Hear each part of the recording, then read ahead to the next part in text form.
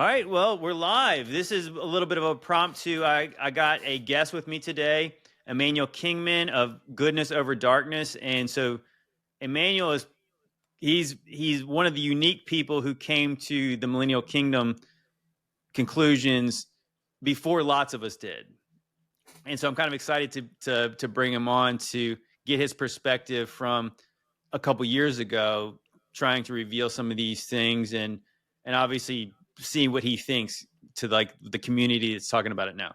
Well, anyways, welcome to the show, Manuel. Thank you so much for having me. It's a great honor to be on your show. I've seen a bunch of your stuff, and as you were saying, like I learned about this several years ago, and I was making content about it like 2+ years ago, and then I stopped because it was so niche that like there was no kind of audience, and now it's like very popular at the moment. I'm seeing it all over the place, so it's great to link up with somebody who is doing such good work. Well, thanks. Yeah, and obviously, I'm curious what your perspective on that is. That so when you first felt compelled to start talking about this, like how much, like was it kind of like were people just really confused? Like, what are you talking about? Or was it like, or did you make people mad? I mean, because I think that in the Christian community, that's like usually what it does. To Yeah, people who are researching mud flood and Tataria, they don't hate the idea, but right. Christians who are waiting on the rapture, yeah, they don't like it.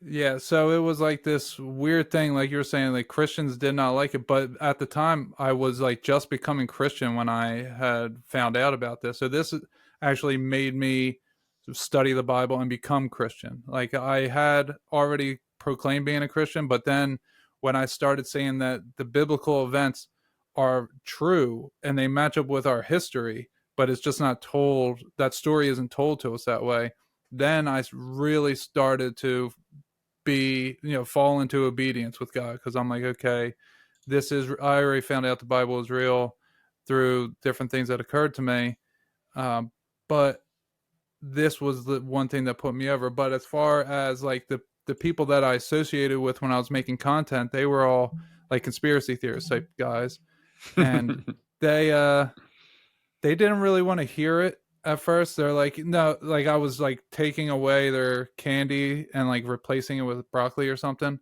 Like that Right. mud flood Tartaria type stuff. That was the thing, 3 years ago. And when I started saying, oh, but it's biblical, then everyone started to have a bit of a problem with it. But now I'm seeing people who were like, I don't want to say atheists, but they were definitely not Christian, who are now talking about Christ's millennial kingdom. They're not necessarily referring to it as Tartaria anymore. They're referring to it as Christ's millennial kingdom. Yeah, that's interesting. It's funny because I have, like I said, we'll talk about this in a second. But I said I've gone more from like the biblical perspective, and that's really what won me over. I think the very beginning of it was like I heard the idea that the Tatarian buildings could be evidence of a millennial kingdom, and that really popped in my mind. But I remember when I first started going over to Vitali Alpha Talks' channel, and when he really started to press with the scriptures first, that's when I was like, it was kind of like he confirmed stuff that I was already kind of thinking about, like the third temple kind of idea. When I was like, they don't need to build the third temple to stop sacrificing; they've already stopped sacrificing. So like those kind of things, like I was just like, I was kind of becoming convinced that the Daniel stuff had already happened, and I didn't know where that left Revelation. But when Vitality kind of laid it out, I was kind of like, dang, he made a really really good case, and now that obviously I've continued to research since then, but it's funny when I've gone. So I did not watch all like the John Levi's, the My Lunch Breaks, and all those kind of people, conspiracy artists. I didn't watch that stuff to learn about this stuff. So it's funny when I've seen some of their older videos when they have actually discussed the idea that this could have something to do with the Bible and Jesus and all that stuff. I actually was kind of more pleasantly surprised that they weren't really resistant to that idea. It was almost like that. I don't know, maybe people who are really honest about wanting to know the truth, they won't just dismiss it because because like you said, it's not like it's not fun. It's like, oh gosh, well, I guess if Yeah. Jesus is real, I guess that means we need to be good. Yeah, Like right. that's not what I want to hear. I want to hear about the free energy. I want to hear about all this and Mhm. that, but I don't really want any kind of responsibility to a God. But I have actually I've been pleasantly surprised at some of these people who do seem, yeah, they seem open to it. Yeah. Well, Conspiracy RS, I believe he's Christian. I'm not totally sure. I never talked to the guy, but he puts out he's been putting out videos for years about, and it's every so often he puts it out about the Millennial Kingdom. Um but yeah, Vitali, he's great. I was listening to him back when he first started. I was listening to his stuff. And John Levi, he does a lot with the mud flood. I'm not sure anymore these days, but a couple years ago he was doing all Mm-hmm. that stuff. So yeah, like the like you just said, the people who they wanted the truth, no matter what the cost, what that's going to mean. Like, this is just where it leads. And I like all the different things that you. So we were talking right before we started. I kind of came in through like the 1800s, whereas you started with the early, like the 70 AD type of, Mm-hmm. Yeah. um, Mm-hmm. yeah, prophecy. So like when it just started lining up for me in the 1800s, that's when I had to really go back and study the Bible. And I read the Bible every day now, and I'm studying it. But everything that occurred to me, it, in my life, everything that was happening kept leading me further and further into knowing that this was as real as I know Jesus is real. And I was someone who was an atheist, and I was a drug addict, I was in state prison. I had all these things that then Jesus saved me from. But even when he first saved me, I didn't know Jesus. Like, even though I was delivered, I didn't know deliverance existed. It was just something that happened to me. So like, that's the type of evidence and the type of knowing that I have that this is real. It's not There's nothing anyone could say or show me that would ever change what I have. I don't have belief. I have full faith that that is exactly what happened. Mm. Well, praise God. That's good. So what specifically about the 1800s said this has to be biblical? Like, so what? Yeah, what was really the clue in that? Because I mean, yeah, there's a lot of craziness in the 1800s. I mean, that's the one we just like. Of sure, everything happened in that time. It was the best of times. It was the worst of times. It was the times they built all the buildings that all burned down, and they built them again. There's wars Mm-hmm. everywhere. Yeah, it's absolutely insane. So what? Yeah, what actually made you think I got to go read the Bible after looking into that? Yeah, so I did a 3-part series on the Book of Enoch, and I actually went to a couple bigger shows and had this PowerPoint presentation. And one of those, uh, in one of his chapters, I forget which one off the top of my head, but it says something about Tartar. So when I started learning about Tartaria, I'm like, oh wait, that's even in the Book of Enoch. Mm-hmm. And so like it starts to cross my mind where these two opposite things are kind of touching each other a little bit. So then the the buildings melting like wax, like that's in the Mm-hmm. Book of Enoch. And then it's also in Micah, the book of Micah Yeah. in the Bible. So that's where, like, when I heard there was this guy, I think his name was Red Bricks or something, and they're talking about like these mountains are all melted buildings, and it was the wildest idea I've ever heard. I'm like, mountains are melted buildings? Like, what's this guy talking about? And you look Mm-hmm. into it, and it's very weird. So when I'm looking into that, and then I hear that Bible verse, I'm like, and I'm looking with my eyes, and I'm like, well, I clearly see certain things. Like, these rocks do look like large creatures that used to be alive and now they're stone. Like, that's weird to me. Mm-hmm. The giant trees, what's it, No Trees Left on Flat Earth, or whatever that Yeah. video Mm-hmm. is called.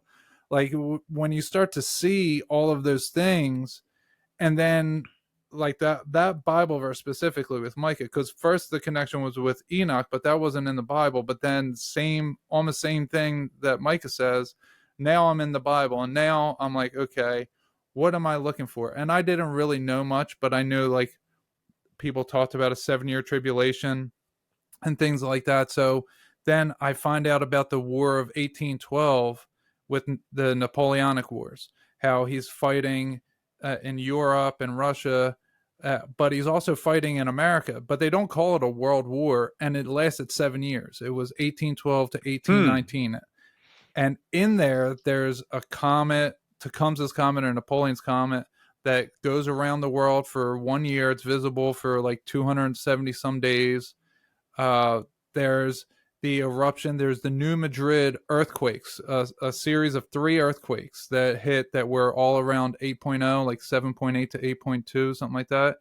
And it Mm-hmm. actually reversed the Mississippi River course for 3 days. So, like, that to Wow. me, that's not in the Bible, but that to me is like a biblical type of event. Well, you know what when you're saying that too, I'm thinking like that the things you're saying like that's kind of what Josephus wrote about too. He wrote about like the comet that was like in the sky all the time. It just it's interesting how you're describing that, and it sounds, you know what I mean, like there is these synchronicities of these Mm-hmm. different, this, the war in Jerusalem, and then this thing that's all over the world. And yeah, when you do have to kind of question, like, is what if, yeah, the kind of the flamenco saying that a lot of Mm-hmm. these history is like they're stretching out events and then they're repeating events throughout history. I mean, how would we know any different? I mean, obviously, Yeah, the famous quote attributed to Napoleon is that history is a set of lies agreed upon.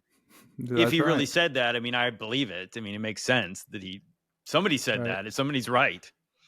If he really existed, there's like weird Right, things about right. Napoleon. And one thing weird about Napoleon is if you just pronounce the name differently, Napoleon, right? You could Oh call him yeah, Napoleon. He's an Apollyon, and Apollion's the destroyer. So, right. And like, even in the Old Testament, Nebuchadnezzar is called the destroyer. mm, So like, okay. sometimes it's like it's people don't understand like the God's judgment. I think that in most cases, even though like the Book of Revelation has the craziest imagery, but I think the effects on the earth is not like what they're talking about. It's like when obviously when all these things are coming out of the bottomless pit, I don't think people are seeing all that stuff. I think those are spiritual entities, and we as their spiritual entities all the time. So what people really see is the effects on the earth. So like when if God used nations to judge other nations in the Old Testament, I think that's likely what happened in 70 AD. That's the Romans came in. The beast Mm, destroyed the harlot. And so right. like in the same way that there could have been crazy stuff spiritually going on in the early 1800s, but from people's perspective, it's just wars. Yeah. It's wars and Well, wickedness and all kinds of stuff. so when I originally made my series, it was like 2+ years ago now. There was actually one of my parts. I put that the locust, the flying locust that Book of Revelation mentions, could be Mm-hmm. gargoyles. Mm-hmm. That these statues that some of them just look like they're frozen in time. Like somehow they Mm-hmm. were just cast into stone. And so, like, maybe it was a real thing, because if you look at gargoyles, like I barely searched like level surface type of stuff, and when I was looking, like, everything that gets described, it says it looks like they have a tail that stings, and that they're riding a horse, that they have these Mm-hmm. ugly faces, they have hair of a woman. It's really Like, if you bizarre. go, yeah, if you look at gargoyles, like, almost all of them look that way. It's very strange. Yeah, the whole gargoyle thing is strange to me anyways, because it's like the Hmm. whole idea that these things kept evil spirits outside of places too. Like that was, I mean, that's like, at least that's what we're told about them. I just think it's kind of like it's kind of a weird superstitious thing, but it's a very advanced people who put them on the buildings, or like if unless it was like some kind of spiritual thing that happened, they literally were entities they turned to stone. But if they weren't, that's a lot of effort to go in to put something up there just to be superstitious. Right. I mean, That like then it's bizarre. Right, and that was my whole thing when I even had that idea. I don't know if it's true or not, but they were called gargoyles or grotesques. And it's like, who had the time and the money and the skill and the labor to be able to do those things? So, have you ever heard of the way that they allege the first one came about? No, I have no. I don't. I do not know the history of those. So they say in the 7th century that a dragon was found, and it was dead, and they couldn't burn it ever, so they burned it to get rid of it, and what was left was the face and the spine, and it wouldn't burn because it was a fire breathing dragon. Mm. So then they put that up to scare away different native tribes or whatever, which is a weird thing when you talk about the skeleton bones of T-Rex, when that's all that they ever find is the head and the spine. Hmm.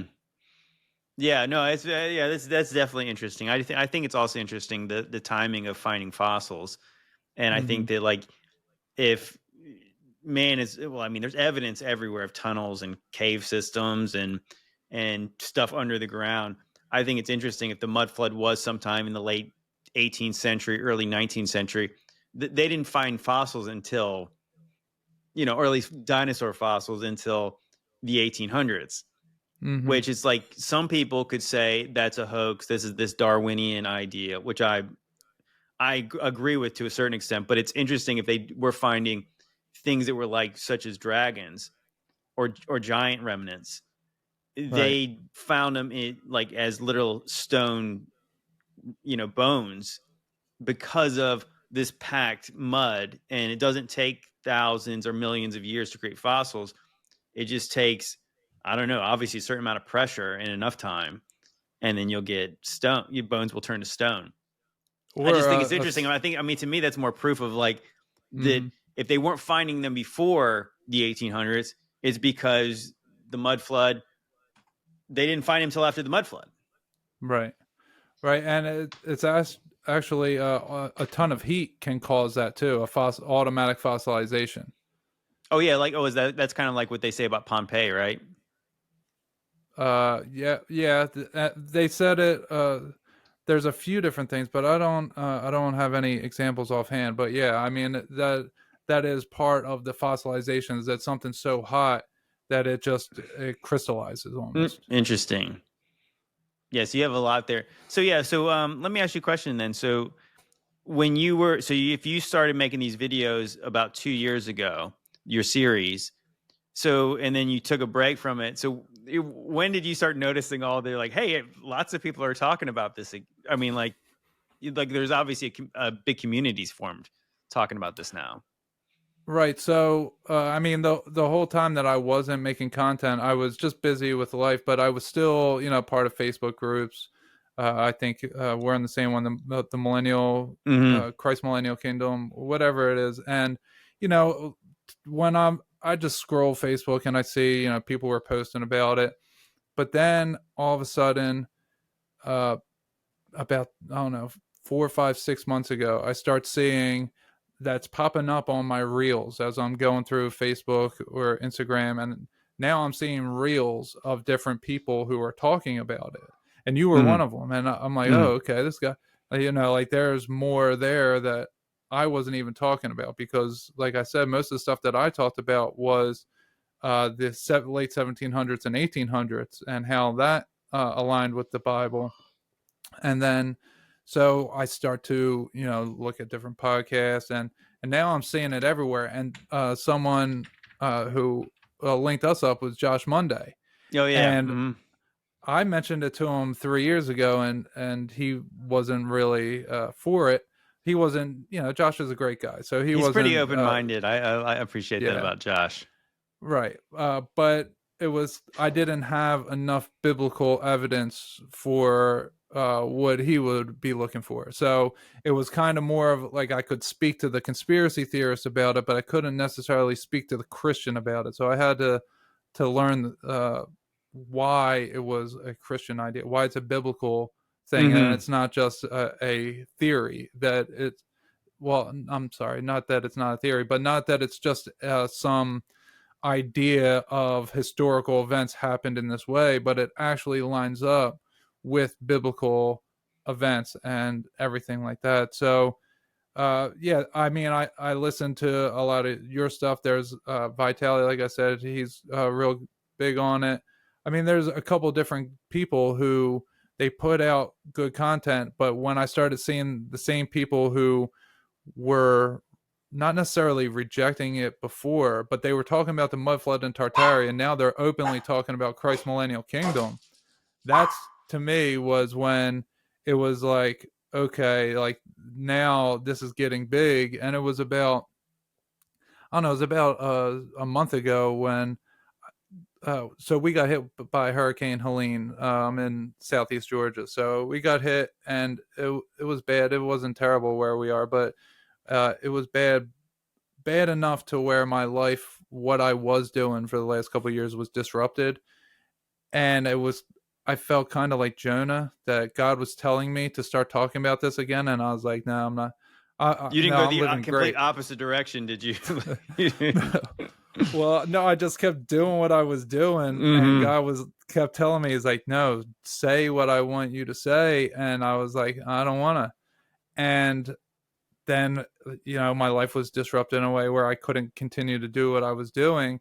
And I was like, all right, I'll give in. And he that uh one thing that was on my mind was that how it switched from talking about it being Christ's millennial kingdom or the millennial reign to now Satan's little season.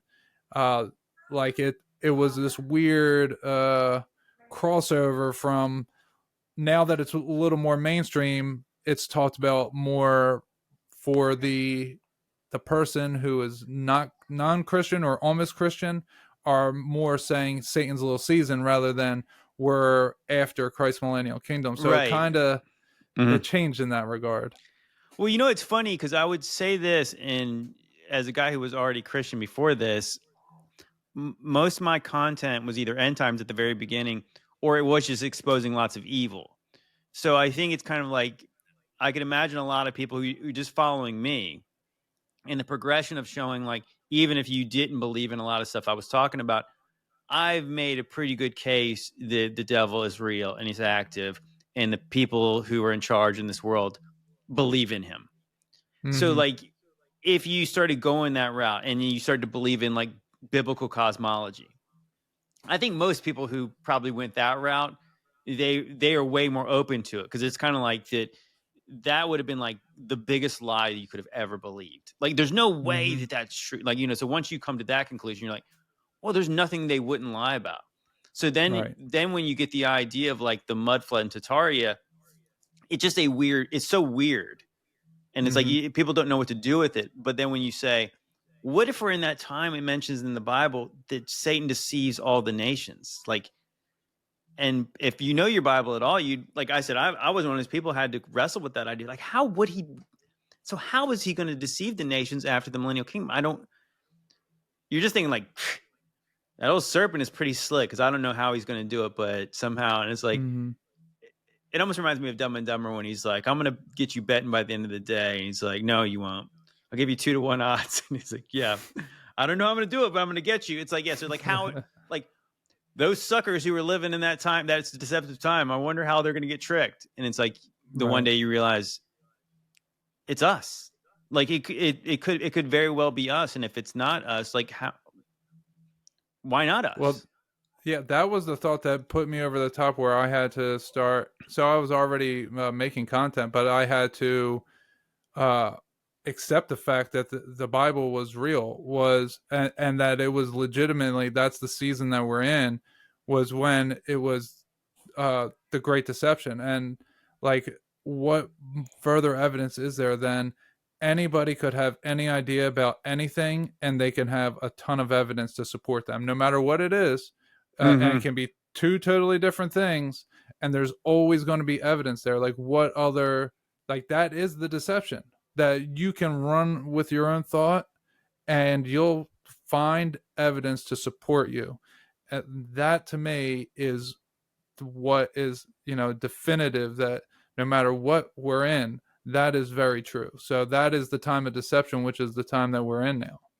Yeah, it almost feels like to me that because so many things that are true are being revealed, now it's like, yeah, the system is being flooded with everything now. So it's still Mm-hmm. like, so like, even though we're getting exposing lots of truth is being revealed, it's still difficult to decipher if your heart's not in the right place, because it's so much. It's like, yeah, it's like Right. overload. And I think that that's obviously probably by design. Yeah, 100%. I mean, if like the weirdest thing, if you go on and ask AI, like if you were Satan and you were trying to deceive the world that you didn't exist, what would you do? And it's like it lays out like these 10, 11, 12 things, and it's like everything that's happened in the world, Yeah, like that. you start to get sick because you're like, wait a minute, Yeah. this is too. Did I ask the wrong question? Sounds like today. Right, and that's to me because I had a buddy who I don't know if you ever heard of the Box Saga. I've not. Okay, I don't recommend it. It's very strange. But anyway, it's like a true history of the earth, like um that these people in somewhere in the Norwegian area that they have this family history and they start writing about, what was going on and people came from these areas and just stuff that's completely doesn't line up with the Bible at all. And my buddy, he was completely convinced about it, and not just him, but there's other people who uh are deciphering it, and there's like a lot of evidence, and then like the same people that I'm talking to about Christ's millennial kingdom are giving that as much equal credence because of the evidence. And I'm like, yeah, but like and but the thing is, you can't give the Holy Spirit experience that I have. I can't give that to someone when I'm Mm-hmm. talking to them about this. So I was like, it's a futile effort because we live in the time of deception, because whether those events happened in the way that it's talked about or not, anyone who's just trying to give credence to some crazy idea is going to give that as much credence as this. But the thing is with this is that there's so much more that comes with it. It's the personal relationship with the creator, Mm-hmm. whereas that is like it's completely uh, it's barbaric. Yeah, for sure. I think the one thing is like, yeah, to think about being in Satan's little season. It's like I go back all the way to, if you go back to the Gospels and you see how the Jews did, either they did not recognize the Messiah, or they did know it was him and they killed him killed him in spite of that. Mm-hmm. I think it's crazy to see like how they could miss this. And I said, I feel like that it's come back around, and that's why people are still missing it, because they're still not getting what Jesus is saying, and like the whole thing about the kingdom of heaven. And he's saying it's not going to be like you think it's going to be. Like people are thinking it's going to be a certain way, or they're thinking he's going Right. to be a certain way, and therefore they miss it. It's Right. like the same way that people look back in history and they're saying, well, where is the kingdom? Jesus literally says you're not going to be able. It's not coming with observation. So if it's not coming in observable ways, then it's obviously a spiritual thing. And and I think that in like the same way, like the spiritual blindness is what really causes people to miss this. So then you fast forward to today, and everything's in the future.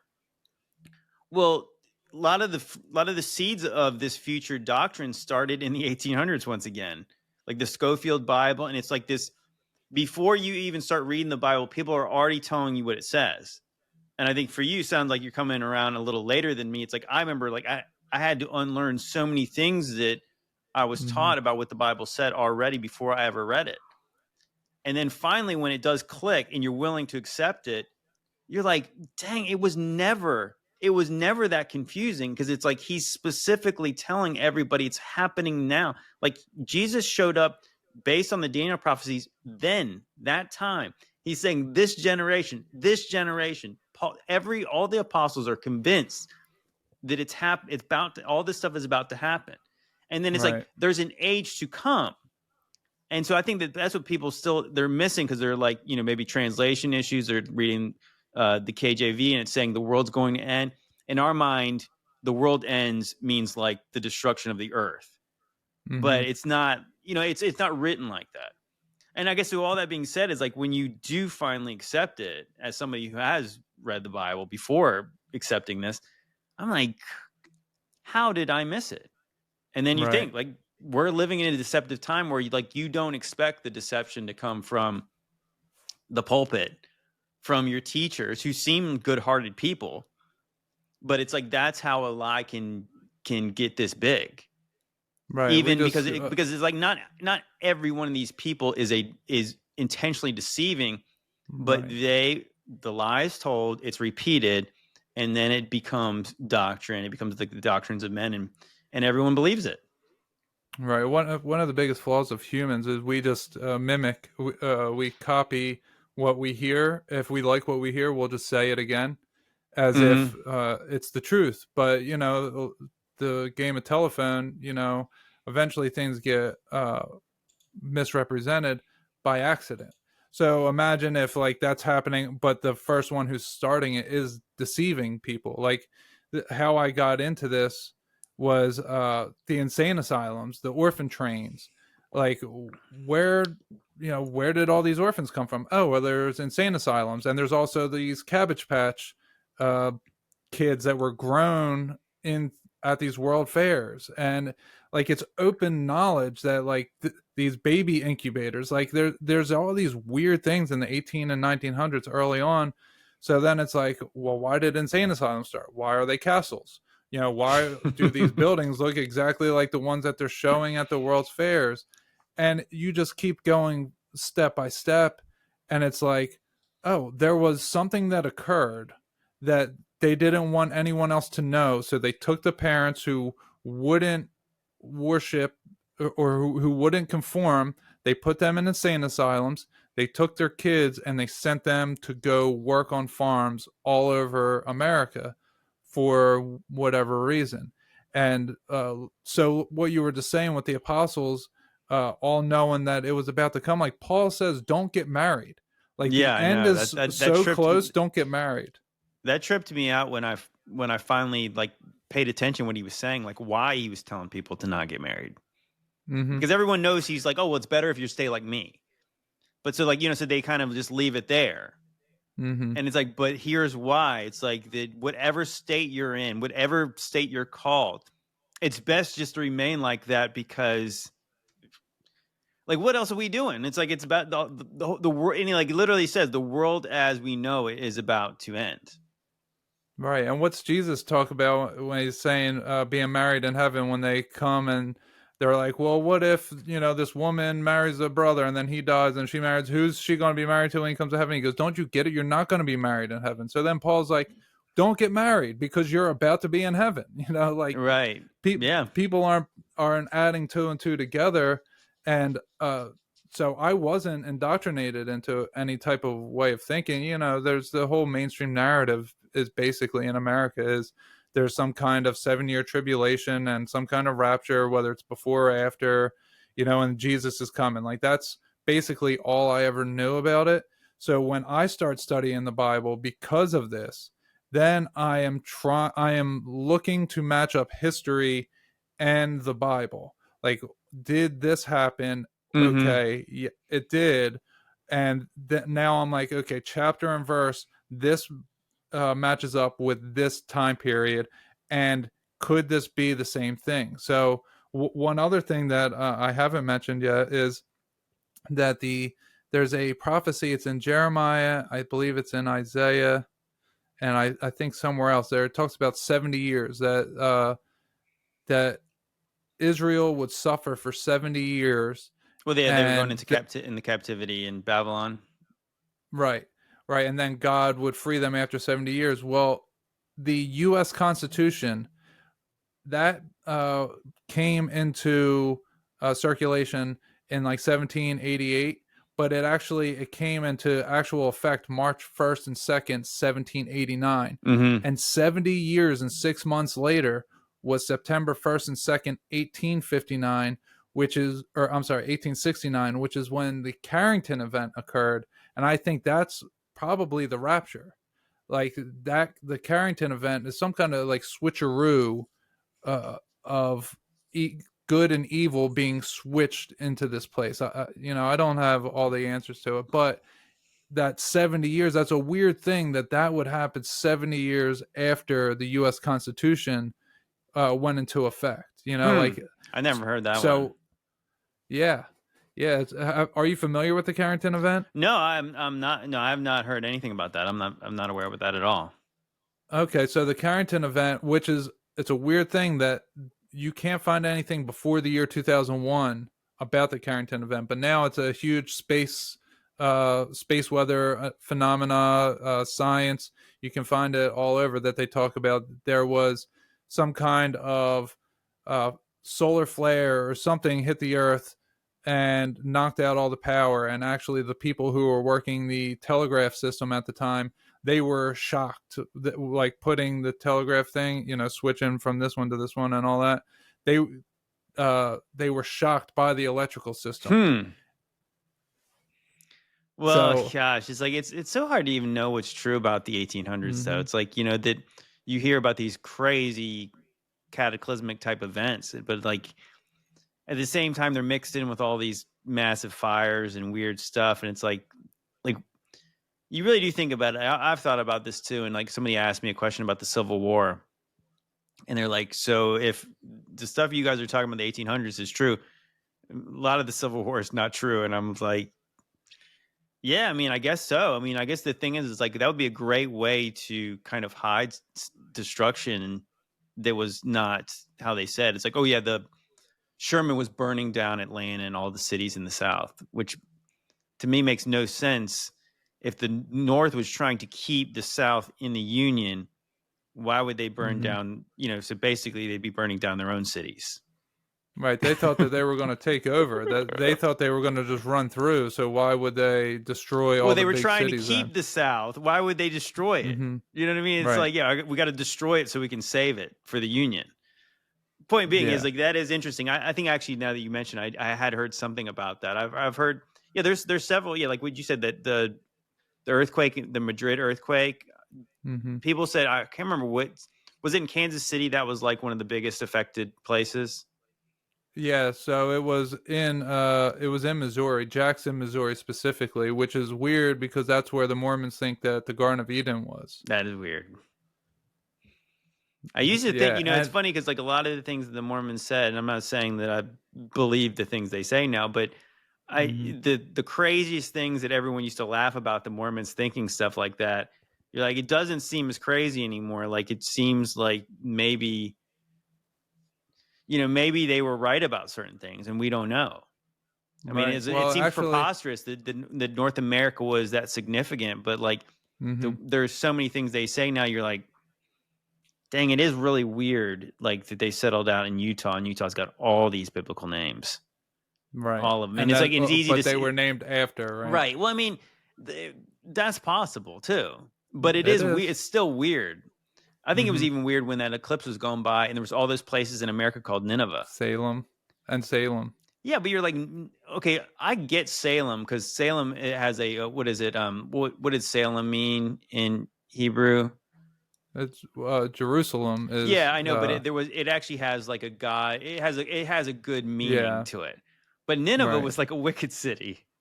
You know what I mean? It doesn't that kind of weird that you would name a bunch of places like that. You wouldn't name the town Sodom. Right. You would name this town Gomorrah, but like Nineveh was like I guess a successful city at times, but that was known as a wicked city.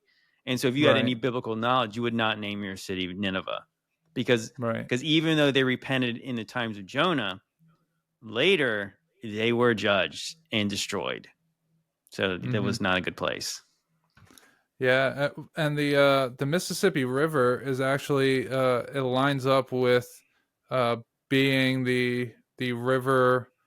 I forget how it all lines up, but there's 7 tributaries from it. It's biblical. So basically, a lot of people, even in conspiracy land, they think that the Mississippi River is the true Nile that was going through Egypt. It just lines up a little bit better than what the Nile does as far as the 4 rivers that run from it. Yeah, I don't know enough to actually discuss it, but it's another weird thing that lines up because if you add the Missouri River and the Mississippi River together, it's the longest river that there is, and you add on the 7 tributaries, so there's something significant about America when you get to the Grand Canyon and Egypt and even like there's Chinese writing in there. Like there's a lot of weird stuff that I don't know where things actually occurred at, so I try not to get into well, Israel was here, Egypt was here, because I did look into that for a while about California had a sea that divided California and Yeah. Nevada and was called the Red Sea. Like that's a weird thing. Yeah, that is a little bit weird. It was funny. I was even just I on the last couple or the last JT's mixtape we did, we talked a little bit about that just for a second, and we touched on because we did a video that had some where we showed a video that talked about tunnels under LA, and it was kind of a corny video, Mm-hmm. and I think it was all kind of BS. The guy was talking about having Starbucks and I've seen that the one. Yeah. actor bond and stuff. I think that Right. was kind of almost like a revelation of the method where they like revealing something that's true through a very farcical way. And Right. but then you go over into Seattle. We talked about that one too. So there's a city under Seattle. There's tunnels and there's like a city under LA. But then there's one under Sacramento and all the kind of in Portland, like all the West Coast cities.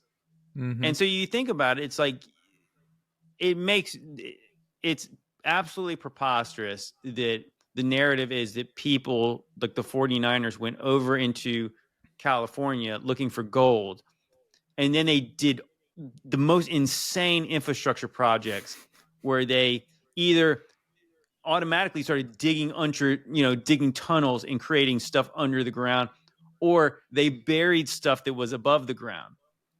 I Right. mean, like the With horse and buggy. well, with Horse and Buddy, but like was in Seattle that the city burned down and then they built on top of it. It's like, wait, you kind of really actually just try to think about what that means. It's like it burned down. Okay, so how does that make it easier to build on top of it?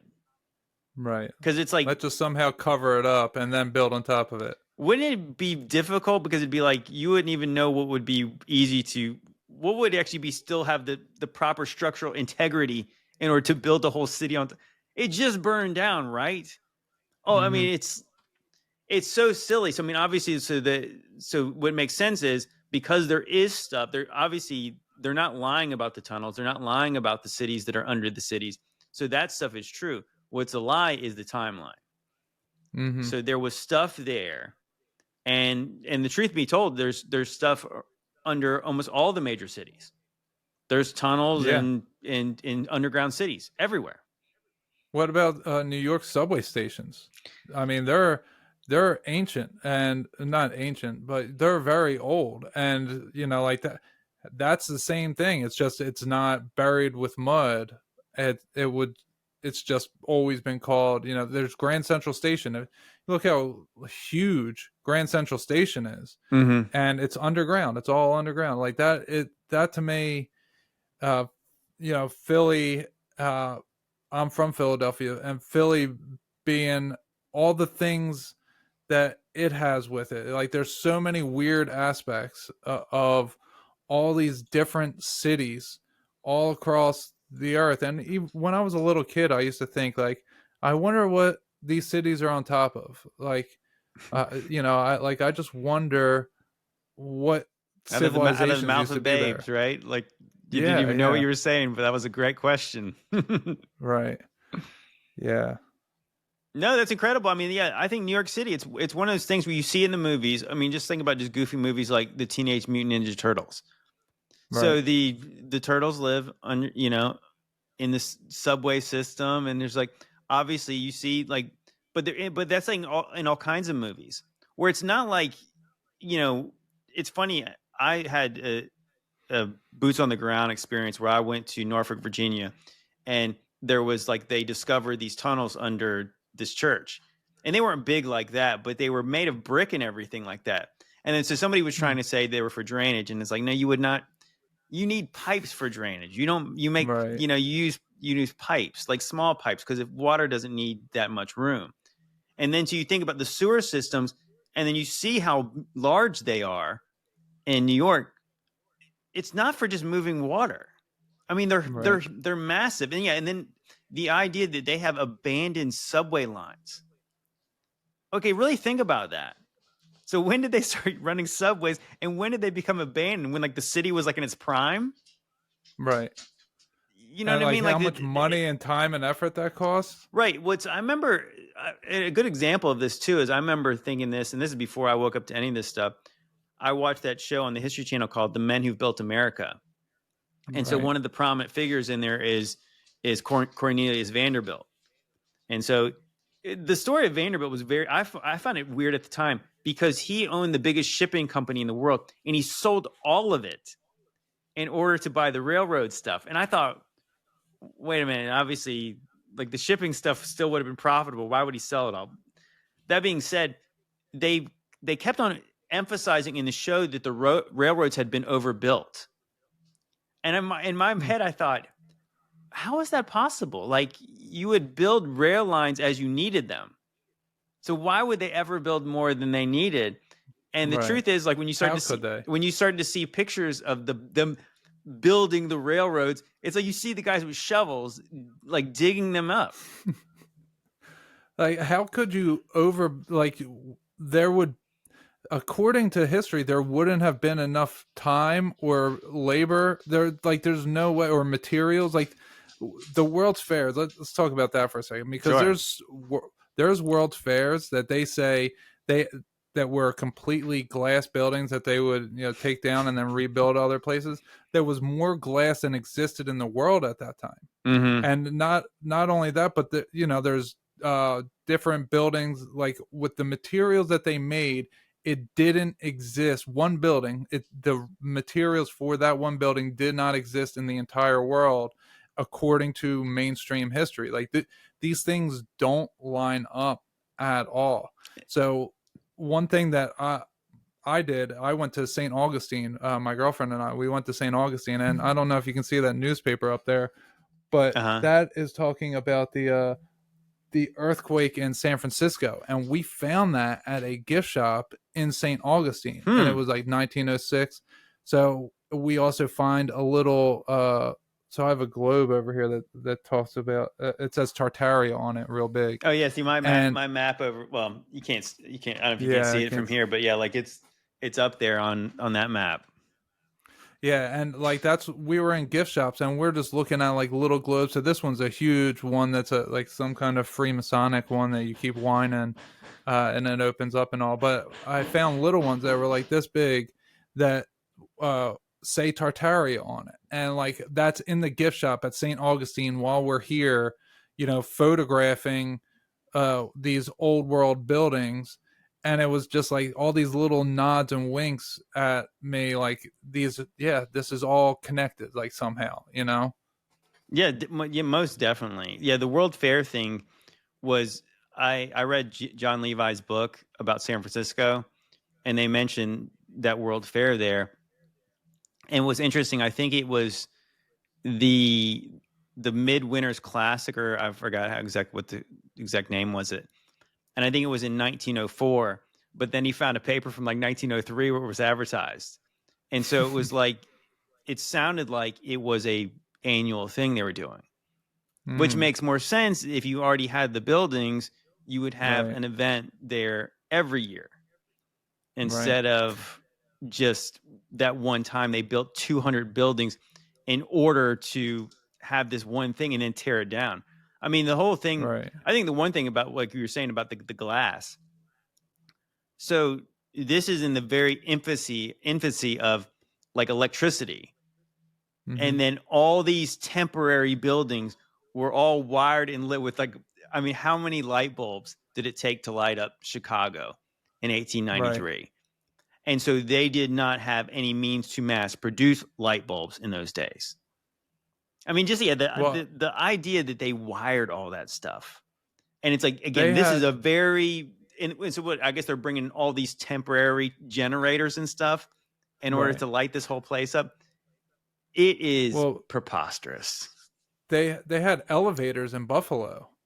Like Yeah, they that didn't Buffalo's one that doesn't get exist. talked about as that much, and that one is insane. Right, like the first elevators ever are in a World's Fair that you've never tested this before, and it goes up what, like 200 flights, or I forget exactly what it was, but just like the most insane type of things. And it's not just America either. These World's Fairs were all over the world, and where did they go? Why did they start when they did, and why did they end when they did? Like, it's a very weird thing that occurred in a very short amount of time.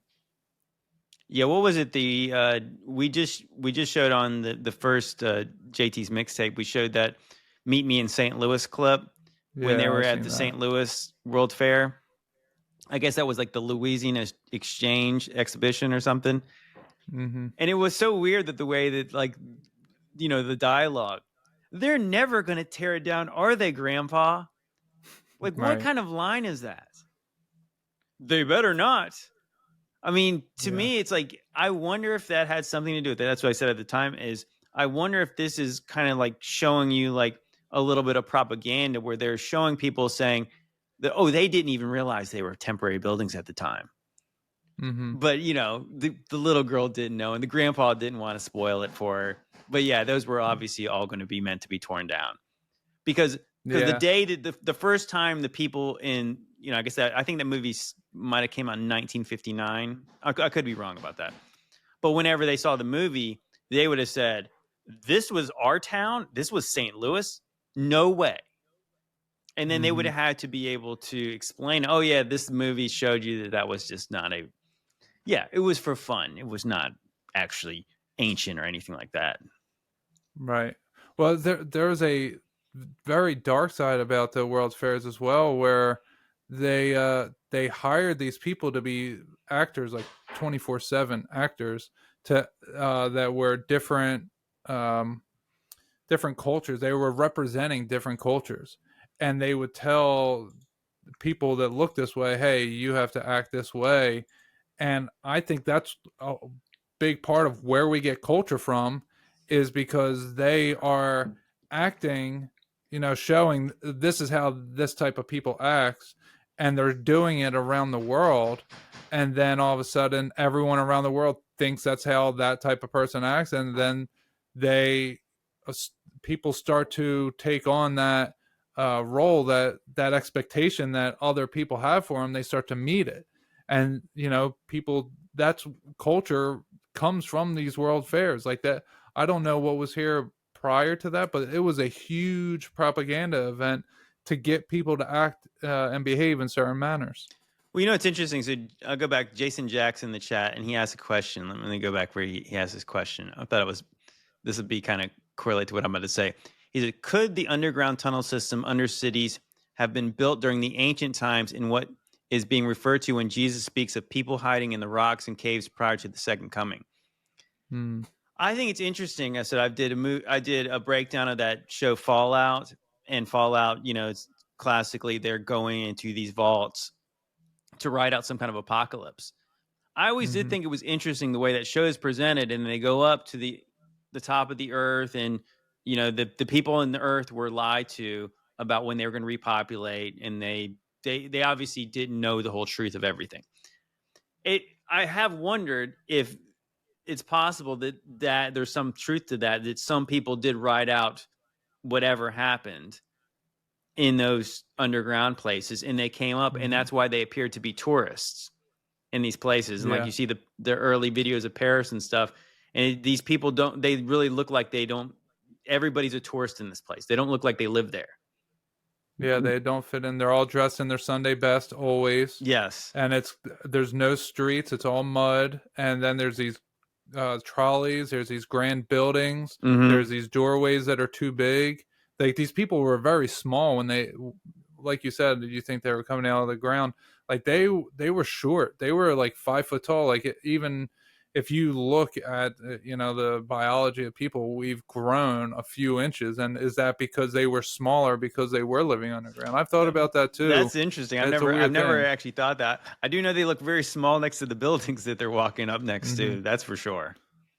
Yeah, like, do you ever see like the first? I don't know if it was the very first, but in New York City when they have this video, and they're for the first time shooting a video, and there's people who are just like seemingly walking about, but there's like clearly some guy who's like directing these people to walk this way and go that way. Like, I have, it's weird. I have seen that. I have seen that. Yeah, it does seem like the stuff. A lot of the stuff, it looks very staged. A lot of the old pictures look very Yeah. staged.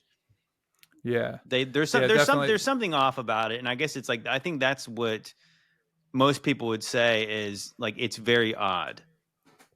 Yeah. Do you ever see all the photos with the guys in the top hat and their hand in the chest? You know, the what's that? The that's something, the hidden hand of the second veil. You know, Yeah, the Freemasonic symbol.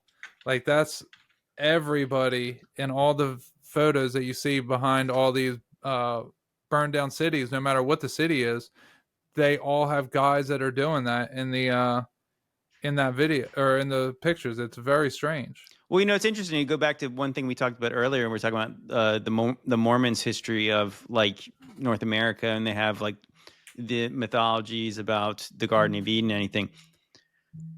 The founders of the Mormonism are all Freemasons. Mm-hmm. Joseph Smith, Brigham Young. Yeah, those guys were Mormon. I mean, yeah, they were all Freemasons. And then so you see the rites in Mormonism. Yeah, they mimic the rituals in Freemasonry. So Right. then you kind of wonder like if some of this stuff is like it's true, but it's obviously distorted in a certain kind of way, and there's obviously levels in these churches that everybody's not initiated. So I Right. do kind of wonder Well, about that. That yeah, like yeah. I mean, to me, it makes sense that when you find out founded, you see a lot of the craziest buildings. Mm-hmm. These you have the compass and square like scratched on these places, and you have like one stone in there, and it's like, oh, we built this whole building. It doesn't even fit. The funny thing is, I was just in Raleigh, North Carolina, a couple months ago now, and there was this tower, this bell tower near NC State, and it was crazy looking. And so it doesn't fit. Old world, does not belong. And but yes, there is a plaque that has the Freemasons on it, and there's even another plaque where they say this thing relates to the men who served in World War I. And I was like, man, that's kind of weird in itself. But the writing, it's blocked in a certain way, and it says something about the men who served, but it's blocked like a square, and so like the letters didn't fit, so it was like literally it was served, it was SER, and then they continued it on the next line VED. And I was like, there's no way that the people who built this tower that looks awesome didn't plan it out a little better before they started to etch the Right. inscription Right. in it. It's ridiculous. Yeah, there's so many things that don't fit in that you can see it's been touched up afterwards. Like there's, and like you said, they use the word founded. They're not saying we built this. They're saying we founded this. Like they're not. They're telling you the truth. They're just obfuscating what they mean. They're presenting that they built it by saying, "Oh, we are the founders. We are the ones who founded this."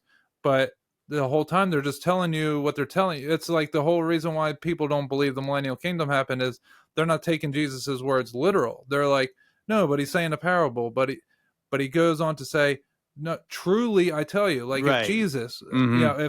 if the one who is sinless and blameless, if he who never lies stops and says, truly I tell you, then you better listen. That is a literal sentence that he is about to say. That's not parable. That is not interpretive.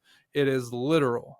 Amen. Amen. That's true. I mean, like people need to think about that because he does. Like when he waits and he says this, and it's like, yeah, so he obviously speaks, and when he says that very often, he's speaking directly to the disciples. So he spoke in parables to like the Pharisees and other people because he's like, it's not given to them to understand these things.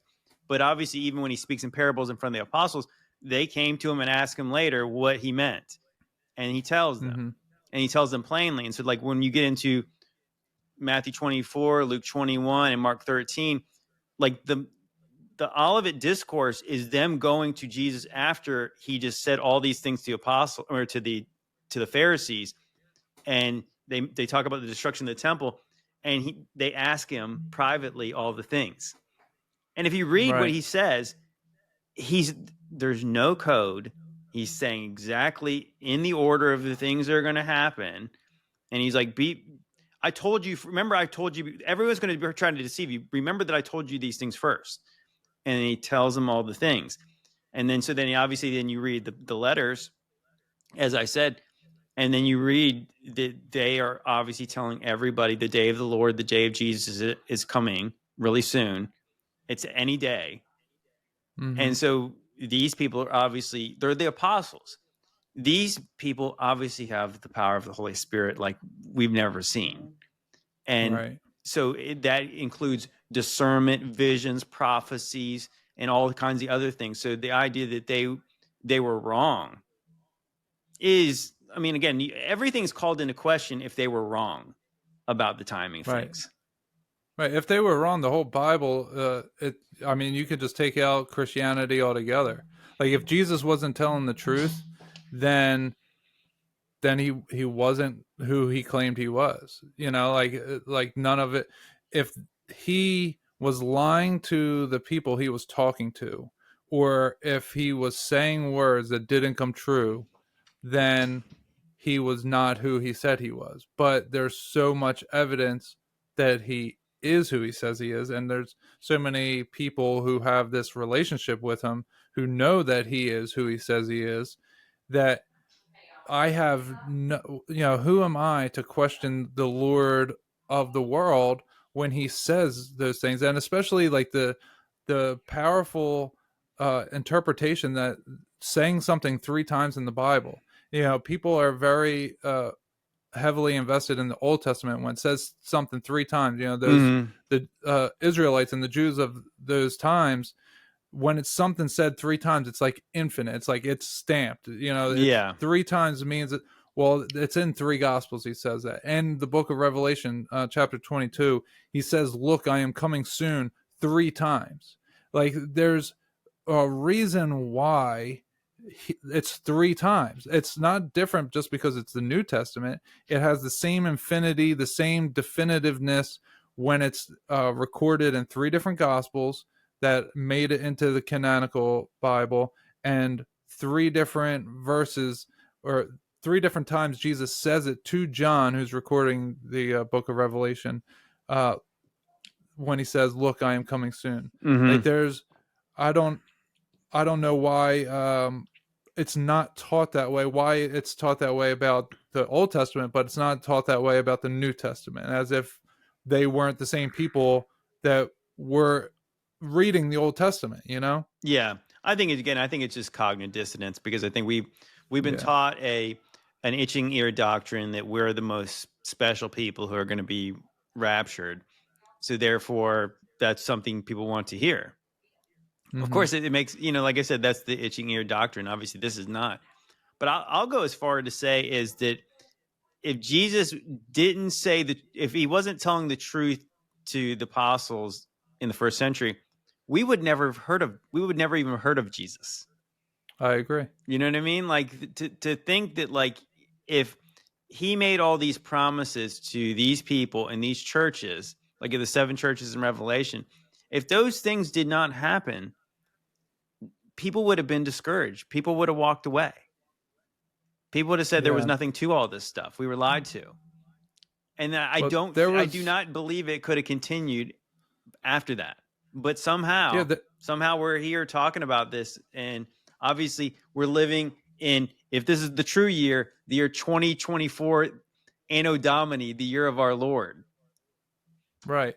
That's another thing, that on all of our coins back in the day, all the buildings, they all say Anno Domini or in the year of our Lord or AD. Everything, everybody, all over the world, exactly like the Bible says, every corner of the earth will know him.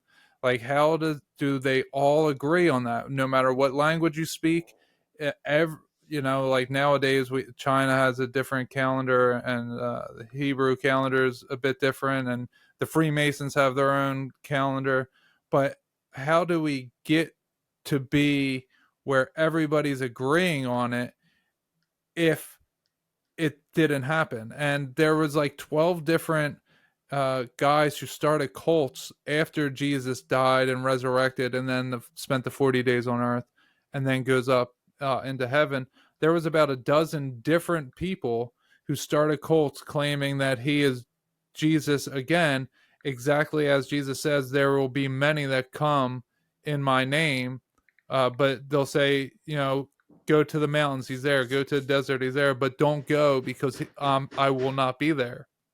And with John saying, now is the time of the end. Uh, even now, many antichrists have arrived, which is how we know it's the time of the end. Like he's talking about all those people who were fake, uh, falsely claiming to be the Messiah after Jesus, who we don't hear of, and it's very hard to find information about. But just like none of their legacy or names lived on, his Jesus's name and legacy wouldn't have lived on if what he did and said wasn't true, because it would just be lost to time. Because how many people go around saying, "Oh, I'm Jesus," and you'll hear about it pop up and all, but it never lasts, and you never hear about them throughout history, let alone thousands of years. Like the only reason that happens is because he was real and true and telling the truth. And all these different people who live nowadays, they're not all indoctrinated. Like I had no background in the church at all, other than Sunday school for a few years, uh, not every single week or anything. Like I barely Mm-hmm. learned anything for a few years. Like I'm not indoctrinated into the Bible. I fell in love with the Bible when Jesus saved me and showed me how real it is and where we are in the timeline. Praise So God. yeah, so like everyone that thinks it's just like some indoctrination, that couldn't be further from the truth. All the drug addicts that all of a sudden find Jesus, it's not a mindset change, it's a spiritual, it's who we are changes. Mm-hmm. Yeah, new creations in Christ. Amen, brother. That's right. Yeah, so no, I agree with you 100%. I do think that I can't help but see like the parallels too with like the Israelites going into the promised land, and then people who the next generation of people in the promised land, obviously they immediately start to kind of fall away because it just they didn't have to earn it to get in Right. there. And so like in the same kind of way, like eventually, even after King David and all the conquests and stuff like that, it wasn't until his son that they start to kind of fall away at the end of Solomon's reign. They break up, the kingdoms break up, and then eventually it deteriorates into being worse than the other nations ever were in that land. Mm-hmm. And I think that's the thing, is like we do not appreciate a world that was basically founded on the truth for a certain amount of time. And it doesn't mean it was perfect, but it's like it had all the values that were supposed to be, and it still had men in it. They were still making mistakes. They were still doing things. But I said it's interesting to even think about that, like even if we don't want to go off the things we don't know, but just based on the things we know, like I've been making the point lately that when you have Christian nations, even if they're Catholic, even if you got problems with their doctrine, if they came over and they took, wiped out pagan nations who were sacrificing each other on pyramids, that to me, you could make a good case that that's God ruling with a rod of iron from heaven. You know what I mean? Like Yeah. that. The Christian Crusades. Right. You know what I mean? Like even though the world would say, well, that wasn't very nice what they did. That wasn't very Christian. Right. That wasn't very Christian. But at the same time, like that if Jesus is ruling with a rod of iron, that doesn't sound all that pleasant either. Right. It sounds Mm-hmm. like that there is obviously dissent, and there is dissent. Again, because if there's people, that there's going to be rebellion, there's going to be all kinds of things. So like in some kind of way, it's in the same way that, yeah, like God uses other nations to judge nations, and he uses even not great leaders to judge people. That's what it says in the Bible. It says that like that those people are used to carry out God's judgment. So even a corrupt justice system can actually judge people because God put these people in charge. And we might not always like it, but I mean, I think that's obviously God's gets to decide how these things Right. go. I do think Right. I really do think it's interesting, because I think there's a lot there, and obviously we could go on all night. But do you want to take some Yeah. questions? Yeah. Yeah. Go ahead. Does anybody, first of all, if you guys got any questions for my guest, Immanuel Kingman, who's obviously, his testimony is awesome. Go ahead, shoot. If you guys do have questions, please try to put a put question like in caps in the at first so I can see it easily. But yeah, I'll read you guys some questions and yeah, man, this is awesome though. Yeah, so are you? So it sounds like you just did another podcast before, and I think you were on Josh Monday's podcast, correct? I've been on his show like 4 or 5 times before, but I'll be on with him again like 2 or 3 weeks from now. I'll be Awesome. on with him again. So you're gonna start making? Are you gonna start making videos again? Yeah, I will eventually. I still got my little studio over here. I just haven't gotten the I used to pay for all the different subscriptions to have everything, so I don't have that at the moment, but I will get to it at some points. But yeah, so right now I'm just kind of making the rounds, and then I'm gonna make the videos and do all the content that God's calling me to do when the time is right for me. Well, that's good, man. I found that especially in this community, I think that just because there's such a thirst for more of this, that just these kind of conversations are what people really like because Oh yeah. because I think that's how people really kind of like bounce things off. And I know that, like I said, you digging in this much longer than me, like the things you kind of picked up and, because it's funny. Sometimes I know that when we start making content, sometimes something blew your mind and you never made a video about it, but then and then you just think everybody kind of knows it. And then you Right, bring it up, you bring it exactly. up casually in a conversation because it flows out and people are like blown away and you're like, oh gosh, I guess that was pretty interesting. I forgot about that. I forgot that was a big Right. deal. And because sometimes you do think like that this is not new information. None of this is new information. Most of it's really Right. old information. But the fact that if you didn't know it, it's obviously new to you. And I think that like these are the kind of conversations that kind of bring that stuff out. Yeah, like I had a 8-part series that's still up on my YouTube about the Christ Millennial Kingdom and its destruction, and I had a 2-part series about covered up history that somewhat touches on it, but not not everything is exactly the same. So yeah, I have a lot on there already that has just been sitting there for the last couple of years, but I never really got too many views. It was such a small type of niche that not too many people were all that interested, like we talked about earlier. I'll go be honest. When I first started doing on YouTube, man, I haven't really started getting traction until recently, and I felt like that most of the people who watched my YouTube channel when I first started it were people I dragged from other apps. Like they literally Mm, would be like, I'm coming, I would do a live stream on TikTok and I would say, come over here if you want to watch it, if you missed it. right. And they would come there. So it wasn't until recently, yeah, that I think I started connecting with some of these other people, like obviously like yourself. And then that's how I think that's like with the rising tide raises all ships. And I think, yeah, you're coming in with some knowledge in the right time. Okay. We got some questions here. Question: Okay. notice how all the streets, these immaculate cities, are filled with dirt. Could it be that they ripped out the streets of gold? Oh You wow, want to take that one? that is very interesting. But I think the Streets of Gold is a heavenly thing, right? That's not a Yes. Millennial Kingdom. Yeah. See, I do think that there's a little bit of like, because I could be different than a lot of people. I do not believe the architecture is evidence of like physically saints building these cities and stuff like that. I believe that it was, if the devil was bound in a pit, that there might have been a time of like maybe the powers that be were not ruling so corruptly, trying to enslave humanity, trying to monetize every bit of it, trying to tax us to death, make us like free range slaves. I think that men are capable of more than they're doing right now. So I think that Mm-hmm. for one thing's for sure, those cities did not have dirt streets. They had real streets. They were covered with mud. Because you Mm-hmm. don't build buildings like that. Even obviously, we're even told about the Romans building roads supposedly thousands of years ago. So those cities would have had regular roads at least.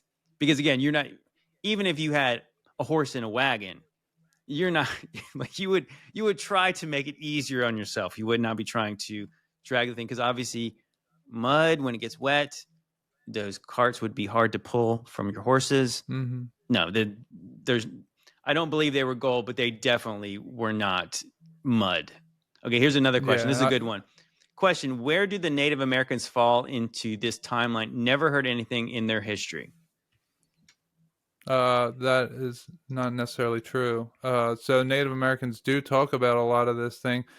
So when we talk about Native Americans, firstly, I think a lot of people who have melatonin in their skin are Native American, and we call them African Americans. But I believe they were here, and somehow something happened in America that signified that whoever was here ruling was no longer here, and then all the white people from Europe came over, and the people who were still living here then were enslaved. Like the people who were farming, like in the South, we have a lot of cotton fields, right? Mm-hmm. So like the people who were already working those fields were then just told like, oh, I own you now, and now you're going to work for me, and now you're going to give me your stuff, and I'm going to take care of you. But like, so they didn't necessarily come over from Africa. So when you talk about Native Americans, whoever is commenting this, I'm sure that they're talking about like the people who like the Navajos, Indians, like, right? So they do have different things that they talk about in their culture, but uh, if there was a millennial kingdom, right, and we're going on the idea that there was, well, the people who were living in the millennial kingdom would no longer be here, and if people came up from the tunnels because they couldn't live on the surface at that time or whatever, then they would be the ones repopulating. So like there's a ton of different ideas, but there's a lot of things where the Native Americans also speak or they spell and say things that are very close to being Hebrew I heard as I heard well. that I read a book a while back and it was saying like that the Native American tongue is very similar to like an ancient German language. Hmm, Have you ever heard that? I haven't. I I've think heard about. I think what's true is that the term Native American is obviously not specific to anything, Yeah. and it's interesting the way we were taught about that Columbus thought he got to Hindustan or whatever, and he thought he was in India, so everyone was called Indians. Well, again, that's so silly to think that they didn't stop calling people Indians here until my lifetime when it became politically incorrect to call them Indians. Because obviously we knew by now that this is not India. So I think that there was a multi-ethnic native population here. I think that Hmm. just based on the idea that the Vikings got here, again, it's almost like even the way that we almost try to pigeonhole these people by calling them Vikings. What the Vikings were Northern Europeans. So the Europeans got here 500 years before Columbus did. And then then it's funny because like it wasn't acknowledged until recently, but now that it is acknowledged, you ask them, what did they do here? Oh, well, nothing.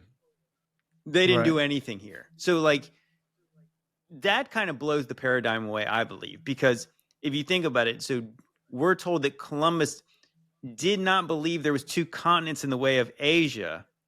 So that's why he thought he could go the other way. Okay, so if Europeans got here 500 years before he did, well, even if they did nothing, they didn't tell nobody.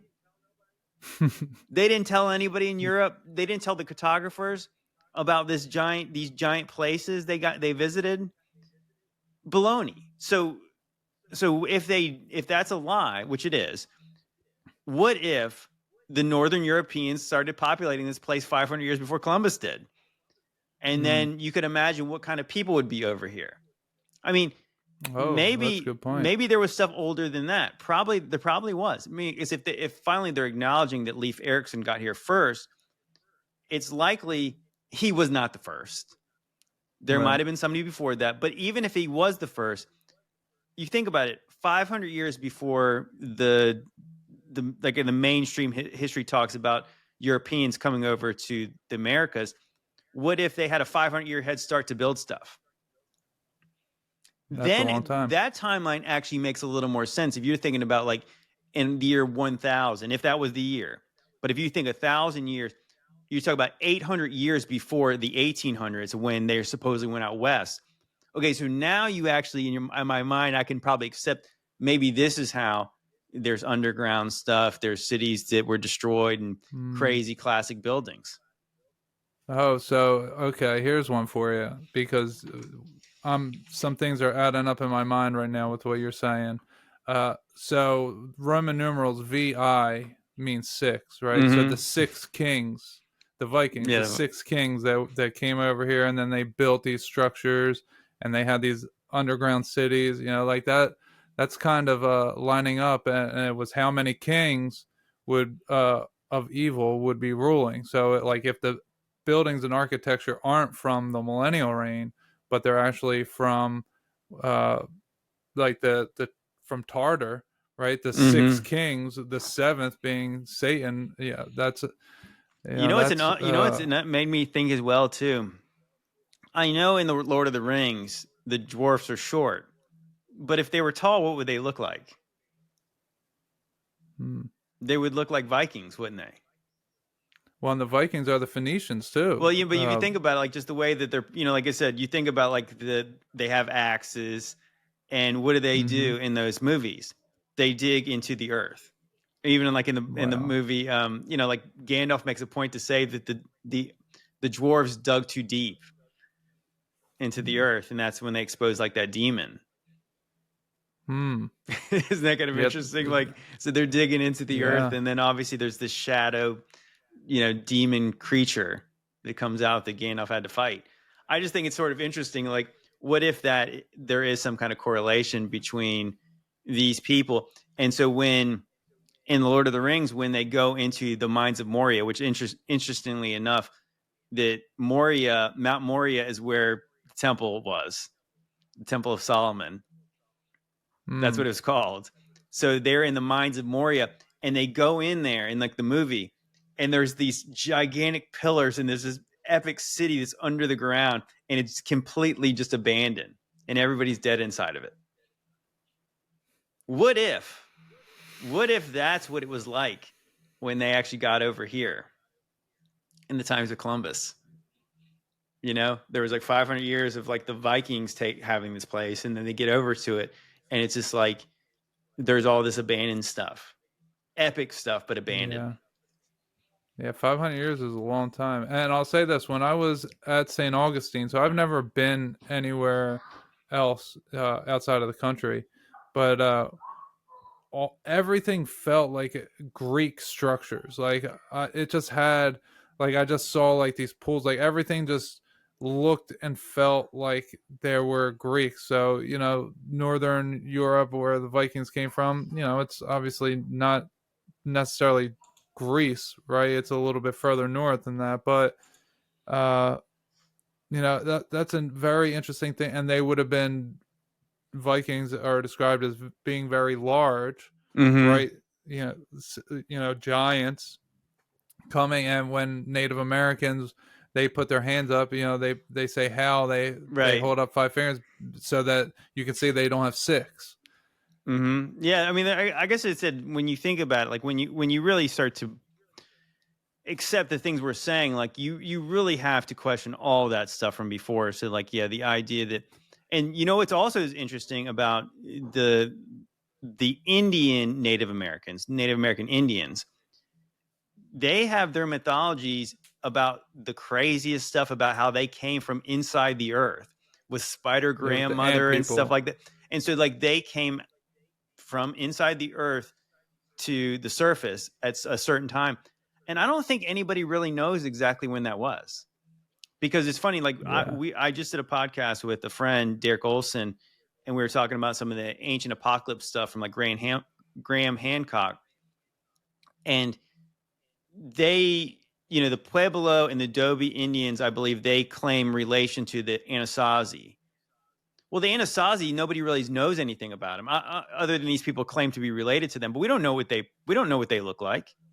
We just know they Mm, live like a long, they built structures, and we have no idea who they were. And supposedly they were gone like right. 1,000 years ago. So the Mm, point is like there's not a lot of history with those peoples at all, other than maybe that's to me, maybe that is a story of like, oh, there was really nothing here because you had these nomads who lived here and they only lived in tents and stuff. Right. I mean, again, it seems simplistic. I think it's designed to be, and it makes sense when you kind of go along with like the mainstream narrative. But once you start to dig past it, you're just like, no, this makes no sense. Okay, we better get some questions, so we're not going to get to. Okay. Okay, it was a question that says, oh wait, that's kind of we kind of touched on that. What did the natives say about the old world buildings? Yeah, we kind of said that. I don't think that they talk about it too much, and maybe the ones that did, maybe that's why they're in their own little reservations, and we don't hear about what they say. Okay, question: Mm. is there evidence that? Okay, there's another one of Native Americans. We already, I think we exhausted that Guess we topic. got to start studying Native American Yeah, we history do now. need to. Okay, question: if they destroyed by war, fire, and demolition the world architecture, why did they leave certain ones up? The cathedrals of St. Peter, city of libraries, courthouses. You want to take that one? Yeah, I don't have an answer why they left it. Well, I would say that to me, it makes sense that, well, for one, they could not just start destroying things altogether because like literally people started to populate these cities. They needed certain infrastructure.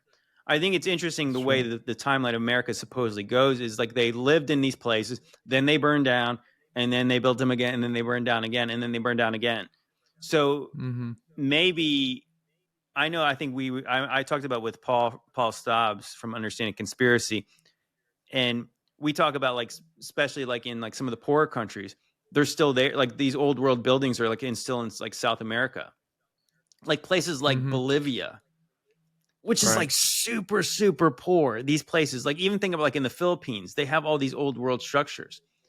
I think Mm-hmm. maybe that in America, that's the land of all this money, that we can afford to destroy buildings and build them again. And I Mm. think for one, I just don't think that for if they could destroy them all, I think they would have. But I think for the other part about it is maybe they didn't because obviously they there is some importance to them, but they destroyed a lot of it so they could explain away some of it. And obviously, again, they took the best ones. I Right. think that maybe like in America, it was they don't really fit the timeline, so that's why they would have to get rid of. Like you can imagine if every city in America was built out like Washington D.C. I think they would have a harder time explaining it. So but a Yeah. lot of them were, and I think they started to demolish some of these buildings until it made more sense for people like us. But at the Mm-hmm. same time, like they could not have done that right away because yeah, I do believe that would have they had to use these buildings at some point. I Right. think that I think they couldn't only I could only do so much. That's my thought process, anyways. Yeah, no, that's a good point. Let me see. Got more questions. Question: where's the 15-mile square temple? Where is Jesus? Jesus doesn't go away during the little season. He would be here on earth. Well, I'll take that real quick. Well, yeah, the dimensions of the temple, New Jerusalem, it wouldn't basically even fit, like based on where, like obviously wouldn't fit in Jerusalem as we know it. It's absolutely massive. I think it's like 13,000 miles, like squared or something like that. I believe I believe it's a heavenly city. I believe that that's talking about heavenly Jerusalem, and I think again that's where Jesus was always reigning. Is that I'm not saying like during the millennial reign he would not have come back and done things, but I believe that again, if in the same way that God has remained invisible to us, it's because we walk by faith, not by sight. So if there were still normal people on the earth, they still would have needed to walk by faith. So I think again, like Jesus is telling the disciples that I'm going to prepare a place for you, and then when it's ready, Mm-hmm. I'm going to bring you to where I am also. So Mm-hmm. like he's like, truly I tell you. Remember he says that too. Truly I tell you, I'm going to prepare a place from you. And so he's going to take them for where he's at. And even it was funny. I was actually just reading in Galatians. It was talking about the Jerusalem that was now was described as similar to Hagar, and so the Jerusalem now is like the slave, but the Jerusalem that's above is free. So this is in the book of Galatians. Paul is talking about a heavenly Jerusalem. The writer of Hebrews talks about a heavenly Jerusalem. I believe that that's where always the reigning was. If you really think about it too, that the law was the physical, right? And so when the law was a shadow of what was to come.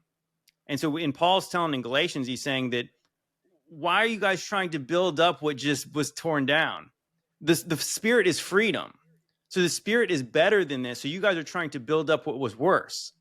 And so in the same way that if everyone was resurrected into a heavenly city, why would they come back down here right away when the earth is imperfect? You know what I'm saying? Like you got if you're with God in heaven, isn't that better than this? You know what I'm saying? Like, so maybe in the same way Yeah. that I think that in the same way, like that during, like, was it in Deuteronomy 34, when it talks about how God divided the nations amongst the sons of God, and they were to rule over the pagan nations. Right. I believe that that's what it was like when during the millennial reign, you have Jesus and the saints doing the same thing they did, except for they did it properly. Yeah, and I completely agree with that. So there's all these depictions of kings, Europe, France, even Russia, that are all very similar looking from the same time period, and they all had different names, but they're all very similar looking. But the one thing that is left out, like I love when someone, you're talking about the millennial reign, you talk about Jesus's words, they're like, oh, but what about this one thing? And it's like, well, I don't have an answer for every single thing, but Paul talks about that the saints will judge the angels, and that the second death has no power over them, that they were all dead. So when Jesus, he died, he went into Sheol, he cleared out Sheol, and then he creates heaven. Like, heaven doesn't exist. There's paradise, which is different than heaven, which is on the other side of Sheol. So Jesus goes down there, gets the keys to Sheol, and takes everyone from paradise, brings them back up. And now that's the first resurrection that Matthew records. That is the first resurrection. They rise from the dead, and then when he ascends 40 days later, he creates the way to heaven, and now they're in heaven. So the saints are still on earth. The apostles, we'll call them for at the moment, they're still on the earth. Now they get murdered in the way that they all get murdered, and then after they all get murdered, then the second coming occurs, and that's when, I believe, is when the saints judge the angels, where you have these principles and these powers and principalities that are over these 72 different places on earth, that some of them were taking worship. Now all of a sudden they are replaced. And in Catholicism, that's where, everyone says Catholicism is based off of paganism, just with a Christian twist, that they replace them. But no, I think that's actually what happened. I think Catholicism, which means universal, is the government that Jesus stands on its shoulder, and it's the meeting of spirituality and government together.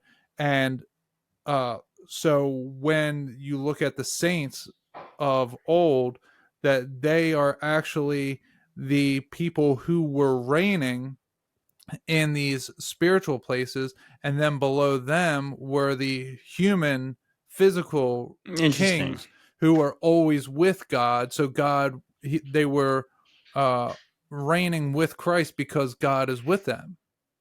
That's interesting. I had wondered this, and I wondered, like, why doctrine could have been so skewed in the Catholic Church today about, like, praying to the saints. But I did think about it. It's like, what, in the mindset, not, and I'm still not saying to pray to saints. Don't get it twisted. Right. Me But neither.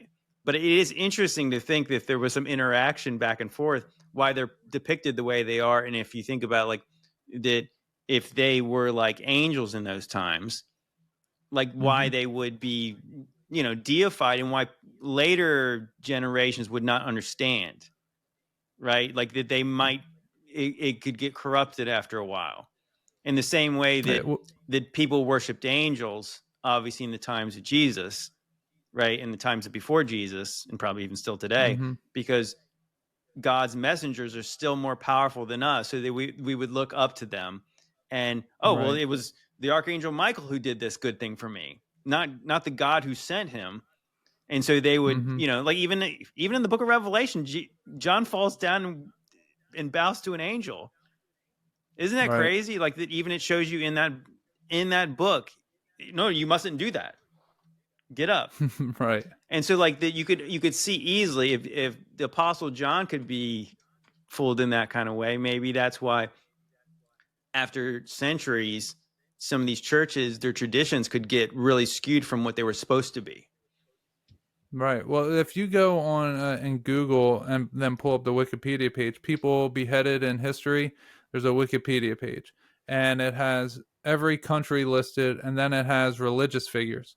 If you go click on religious figures, it's I never counted, but it's basically more than every other country combined of how many Catholic saints were beheaded.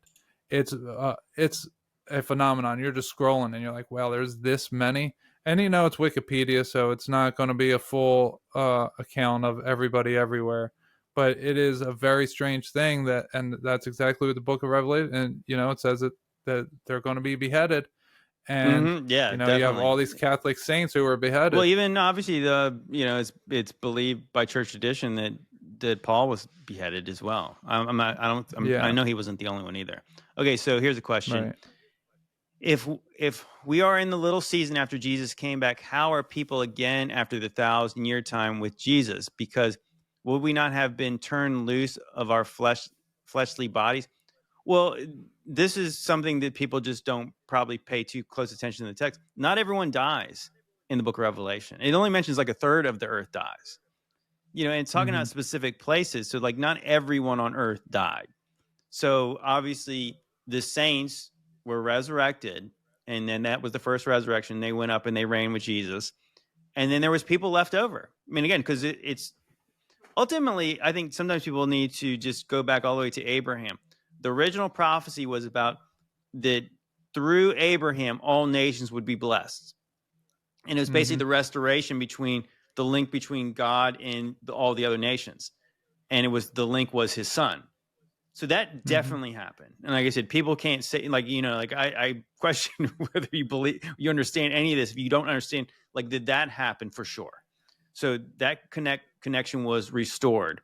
And then so after that, like now we have access to the heavenly kingdom through the Holy Spirit. But yeah, flesh and blood does not enter the kingdom of God. So the people who were left, they would have to die first before they could enter the heavenly gates. So I think that's what it Now, is. I think there's people who are mm-hmm. here as we are here. And that's what people like, well, what are we still doing here? It's like, because we were born after this stuff happened. I mean, Right. again, the nation in Revelation 20, the nations are deceived. So it's not resurrected people who are deceived. It's people who are not resurrected, and that's us.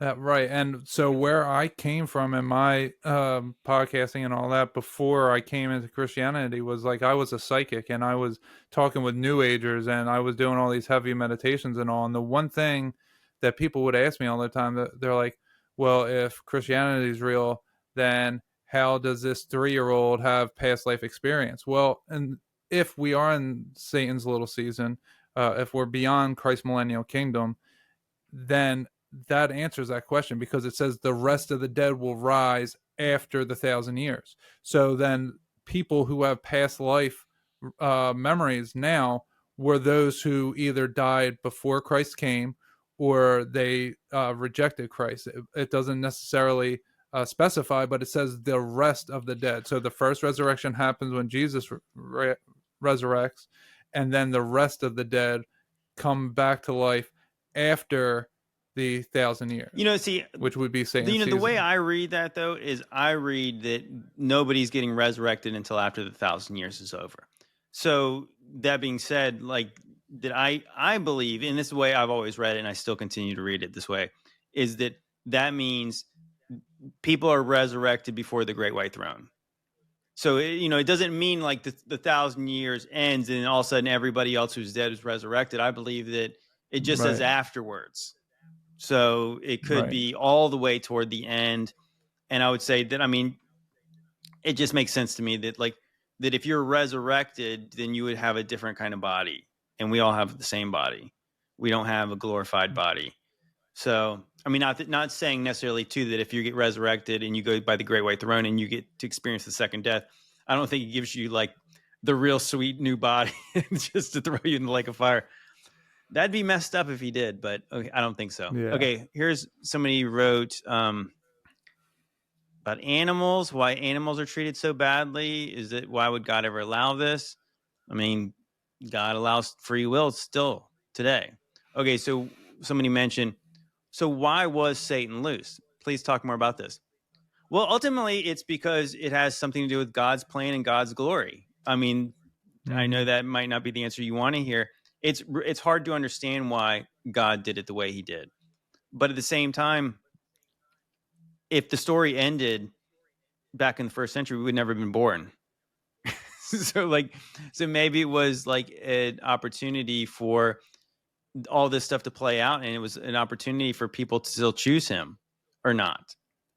I do think it's Hmm. kind of like you somebody made a comment a while back, and we always before that we brought up the verse about at such a time as this, and it's like you think like you're living in the last days of the rapture and stuff.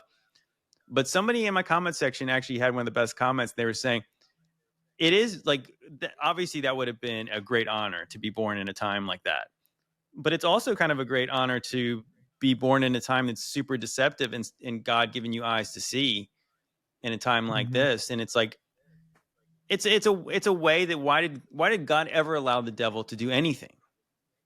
Right. I mean, so like that you have to ask God that.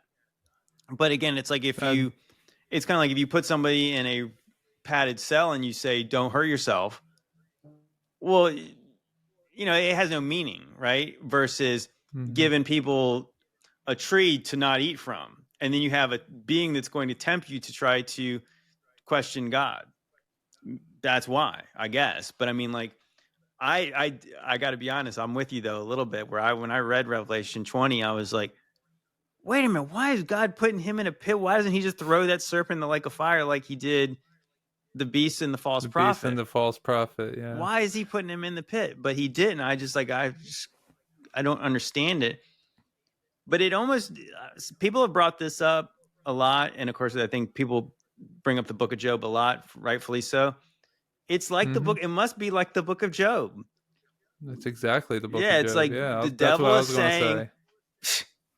these people will deny you did any of that stuff. Give me an opportunity to go trick these people, and they won't even know.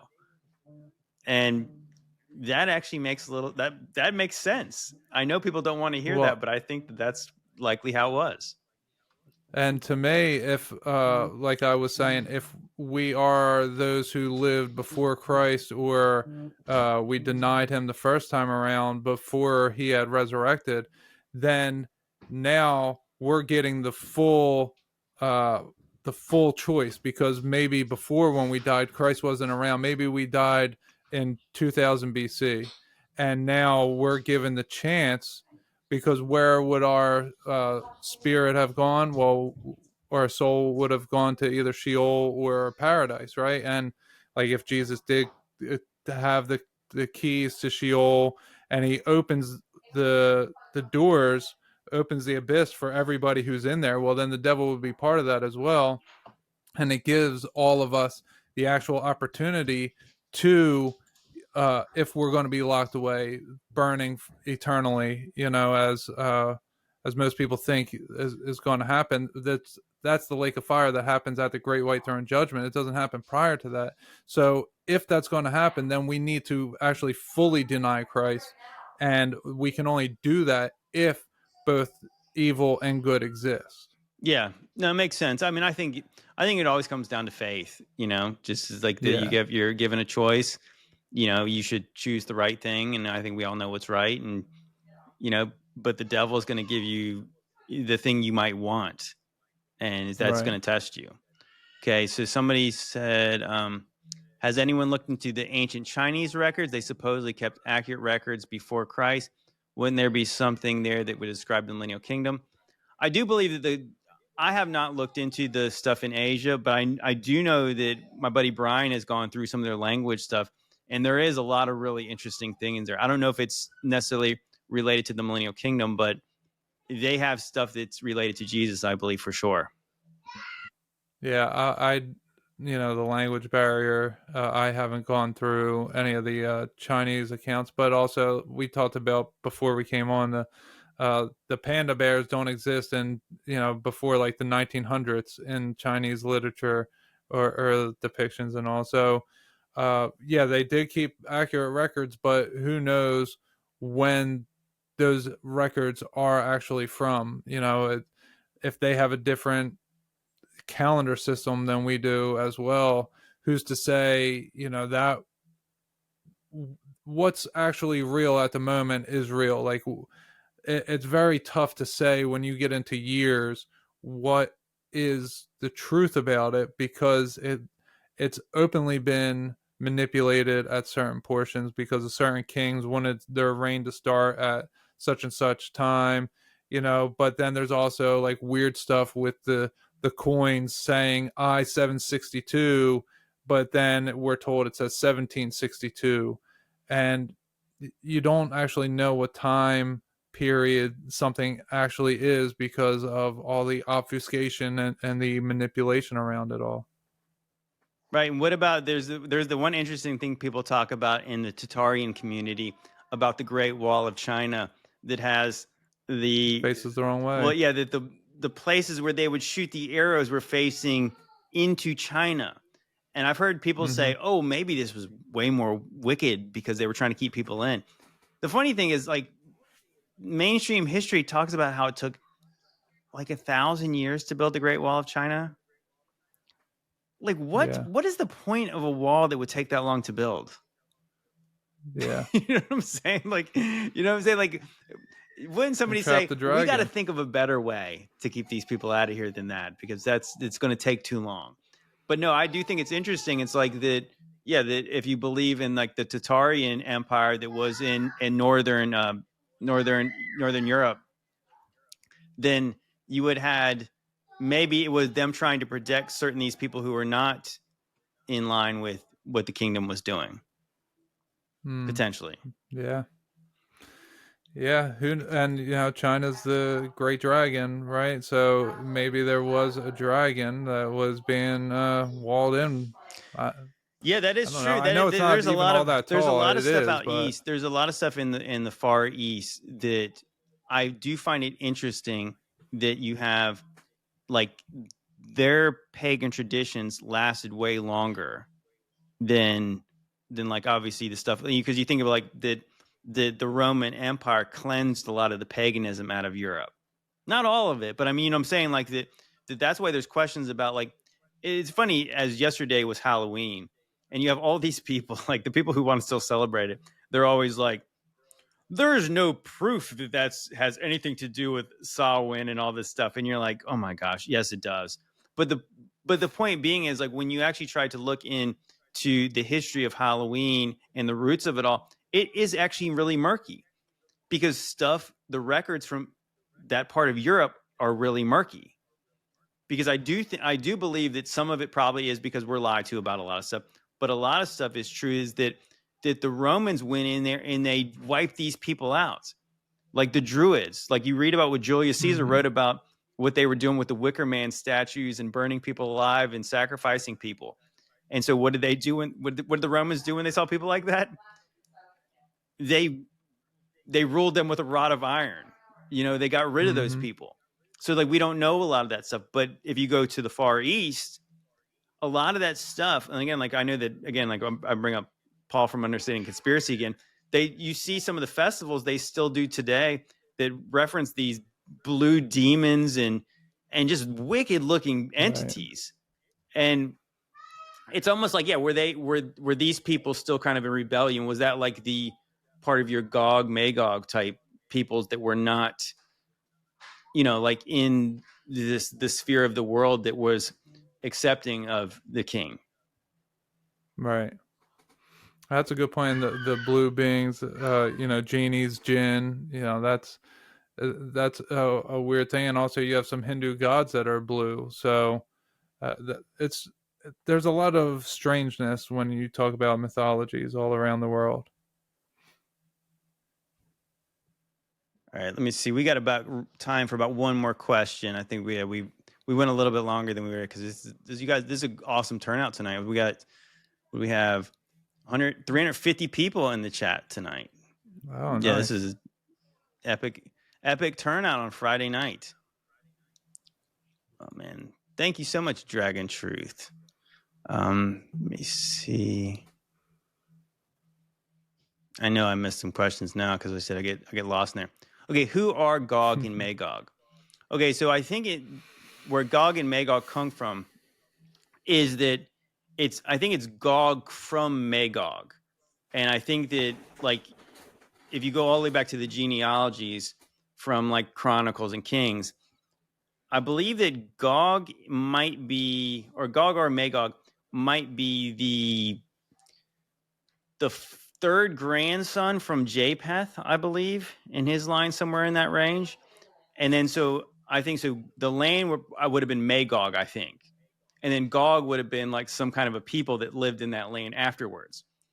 I think what is true based on the way I interpret the book of Revelation is when Satan goes and gathers the nations from the four corners of the earth, Gog and Magog. This is my interpretation, but I believe it to mean that it's to let the reader know that they're going to the farthest reaches of the known world to get nations to come to this battle. And so, like, I don't know that these are specific peoples at that point. It's just to let everyone know that it's everybody. The four corners, all the peoples, like, you know, I would think that maybe the biblical readers would have thought that's far away where those people live. Now, what's also interesting, though, as I did some research into Londinium, the city of London, they had that super weird, like it's still like basically almost like a Roman city. It's like the city inside of London. Londinium is like almost like it remained like a Roman city. And they have their own laws. They have their own mayor, and they have this Lord's Mayor parade. And they have like these effigies, these statues of these two giants named Gog and Magog, and they're like the Hmm. protectors of the city of London. Have you ever seen that? I have not seen that. I've seen similar things in like Italy, but no, I haven't seen that Yeah, one. literally in like the mythologies, it was like I forgot what the king that basically subjected these giants and ruled over them. But yeah, like they actually Hmm. talk about them being the protectors of London, and I mean, when I saw that, I like it's like I feel like that sometimes I can't be surprised anymore. But I was like, what? Gog and Magog are the Yeah. giants' names. Well, and that's the Bush's nicknames at Yale. Was George Bush and senior and junior. One was Gog, the other was Magog. Really? Yeah, you didn't know I that? didn't know that. I did read a book. That's their Skull and Bones nicknames or I something. mean, I believe it. Well, I believe it because I remember reading a book that attributed that. I think it was it might be the Windsors, right? The Windsors, Yeah, who are the like King Charles, and the right. Bushes called themselves sons of Marduk. You Oh, ever heard really? that? No, I haven't heard The that. the the Rothschilds trace their line back to Nimrod, and these people were calling themselves sons of Marduk. And so, if you guys are not familiar who Marduk is, Marduk, I believe, is the Babylonian name for Zeus. So, Zeus in the book of Revelation, based on like Pergamum, Turkey having the altar to Zeus, Satan's throne, Zeus, Satan. So, basically, by Hmm. saying I'm son of Marduk, you would say that, yeah, they're claiming to be sons of the devil. I Right. mean, it's absolutely insane, but it's like that it makes sense to me when you think about the bloodlines of these people, that they're all related to each other. They said every president was related to, you know, a king of England named John Laughlin, who was like the king at the time of the Magna Carta. All of them except for Martin Van Buren, which is truly bizarre how he got in there. Surprised he did not get assassinated. And so then they're related to Vlad Impaler. And so King Charles is like one of the great grandsons of Vlad the Impaler, like the historic Dracula. And I believe Right. that the reason why that they're all related is because they all go back to the Nephilim bloodlines. And so if they claim Mm-hmm. to be related to Zeus, that's basically what they're really claiming to be related to. They're like that is their literal line that says, I have divine blood, I have blue blood, and I have a right to rule. And it makes Mm-hmm. and I think it makes sense why certain people can be president, certain people can be king, and certain people can never be king. It doesn't matter how much money you accumulate, you will never be in the club because you're not Yeah. related. Yeah. Right, which is it's very Old Testament style stuff, you know, like you have to be, in order to be Jewish, you have to be from the blood of Judah.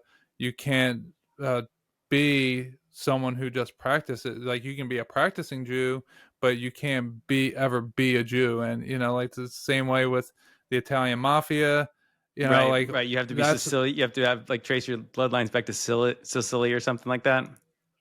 yeah. So yeah. So Gog and Magog to me, which is a weird side note that a lot of people think that the Antichrist first arrives at the War of Gog and Magog, but actually it says Gog and Magog is after the 1,000 years. Gog and Magog to me, I'm not. I mean, I we could speculate all day as far as who that is. I liked your answer. I'm not. I'm not up on my Gog and Magog info as much as JT is here, but yeah, I know a lot of people say, you know, the United States and the USSR during the Cold War, or you're going to say like Germany and or the Allies and the Axis in World War II. You know, to me, I just think that it is stating that it's going to be something that is going to be recognizable to us, that it is the far reaches of the earth, that there is going to be a war that is going to be like one we haven't witnessed. Yeah, I think it's. I think I said. I think it's difficult to speculate. I think the one thing about it is like that when it says Gog Magog. Interesting if you read in the book of Ezekiel when it talks about those battles, it sounds like a spiritual battle. Even I mean, it sounds like a spiritual battle. Honestly, when I really the more I think about it in the book of Revelation, because it says that the armies that gather are of the sands of the sea, the number. Okay, Mm-hmm. so now we're talking about stuff. You know, there's obviously there's way more. There is way more sand than there are people on the earth. So Right. maybe this is a spiritual battle. I do think it's interesting. I brought this up before.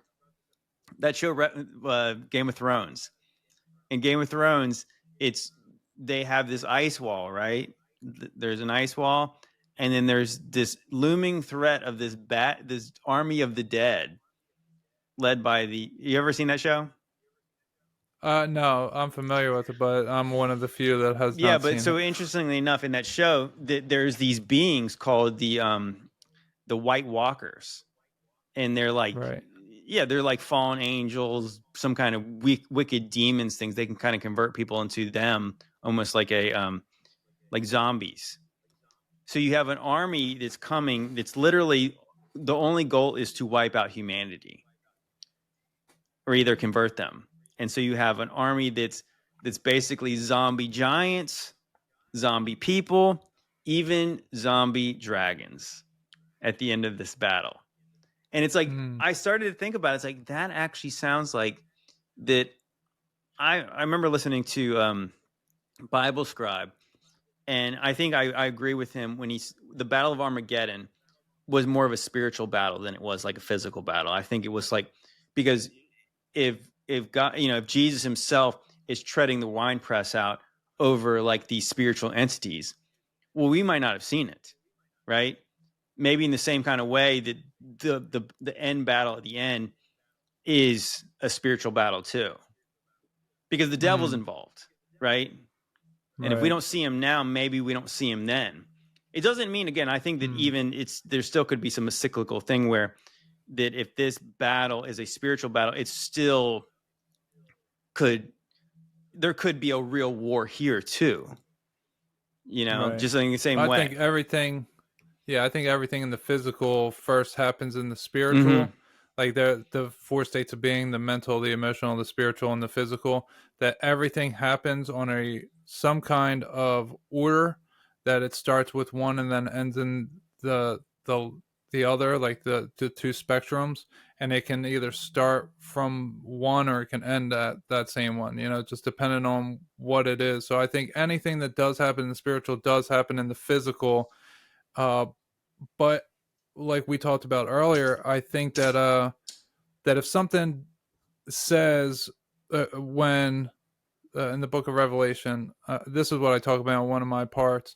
In the book of Revelation says the fourth seal is open, or the fourth trumpet is blown, and to me that could be something like a volcano that rings out four times around the earth. That to me could be something like that, where spiritually it's the fourth trumpet being blown by an angel, but physically it's a volcano Right. exploding. Not that that's true, but that's a very specific scenario. But I do believe that everything spiritual is played out in the physical. Yeah, for sure. Yeah, and it might, and I do think, like, just to close with this, is I do believe that is why that the Pharisees did not recognize Jesus. I mean, some of them probably Mm-hmm. did, but like in their mind, they're reading Old Testament prophecies and they're like, it's got to be like this.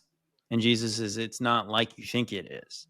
In the same way that Mm-hmm. Elijah has to come, Elijah has come. He was John the Baptist. Even though John the Baptist is literally Mm-hmm. saying, I'm not Elijah, Jesus is saying that he was. He came in the spirit of Elijah. So, like, things don't Mm-hmm. come like you think that they are. So, like, but there's spiritual meanings, and obviously there's physical events that might not correlate the way we think that they would be. So, Yeah, how many prayers get answered that is your answer to your prayer, but you're like, I was not expecting this. right. Like you pray to be humble, and then God, like, he makes you poor. Like something like that. Like, okay, you're going to really be humble now. Yes, that's absolutely, that's exactly, yeah, that's the exact truth. I think that's probably the best way to explain it. It's like that you prayed for something and then you realize one day that you got it and you're like, but it was not how I thought it was going to be. Right. That's Yeah. perfect, man. But anyways, guys, this was actually a great conversation. I loved it. Well, obviously, we're going to have you back on. But yeah, guys, I'm going to put all Immanuel Kingman's links in the description. Obviously, I tagged him in the description, or like the title of the video, so you can check out his channel, Goodness Over Darkness. Um, Obviously, all the other links will be in the description. Obviously, brother, it was great having you. You want to have any words to close with? I think and thank you for having me. It was a great time. I enjoyed myself thoroughly, and I'm excited to work with you in the future as well. And I'm glad so many people came here to listen to us talk about this. So the way that I would want to close is read the Bible for yourselves, and just take all your preconceived notions, even if your preconceived notion is the millennial reign has occurred. Take all your preconceived notions and get rid of it, and just read it for what it says. And anytime you have a thought pop up of trying to match something up from the past, just be like, well, hold on, let me stop myself. I just want to read the text for what it says, because I did not come in as a Christian reading the Bible, and it changed me. I read and I studied the word to find what it actually says, and not to be told what it says, or what to believe, or anything that was going to happen. I just read it for what it said. And what came out of it for me is that this is the time period that we're in. We're beyond Christ's millennial kingdom. And that's what it is. But the ultimate goal of life is to spread the gospel, no matter what time period you believe we're in or what you think is about to occur. That we have to be the living Bible ourselves. We have to live it, and we have to be in our neighborhoods and our communities, and we have to be a representative of Jesus at all times. And obviously, we're not perfect, but we have to do our best to represent the kingdom and play our part by sharing the gospel and being the living word. Obviously we're not the living word, but to live out the word that God has written on us.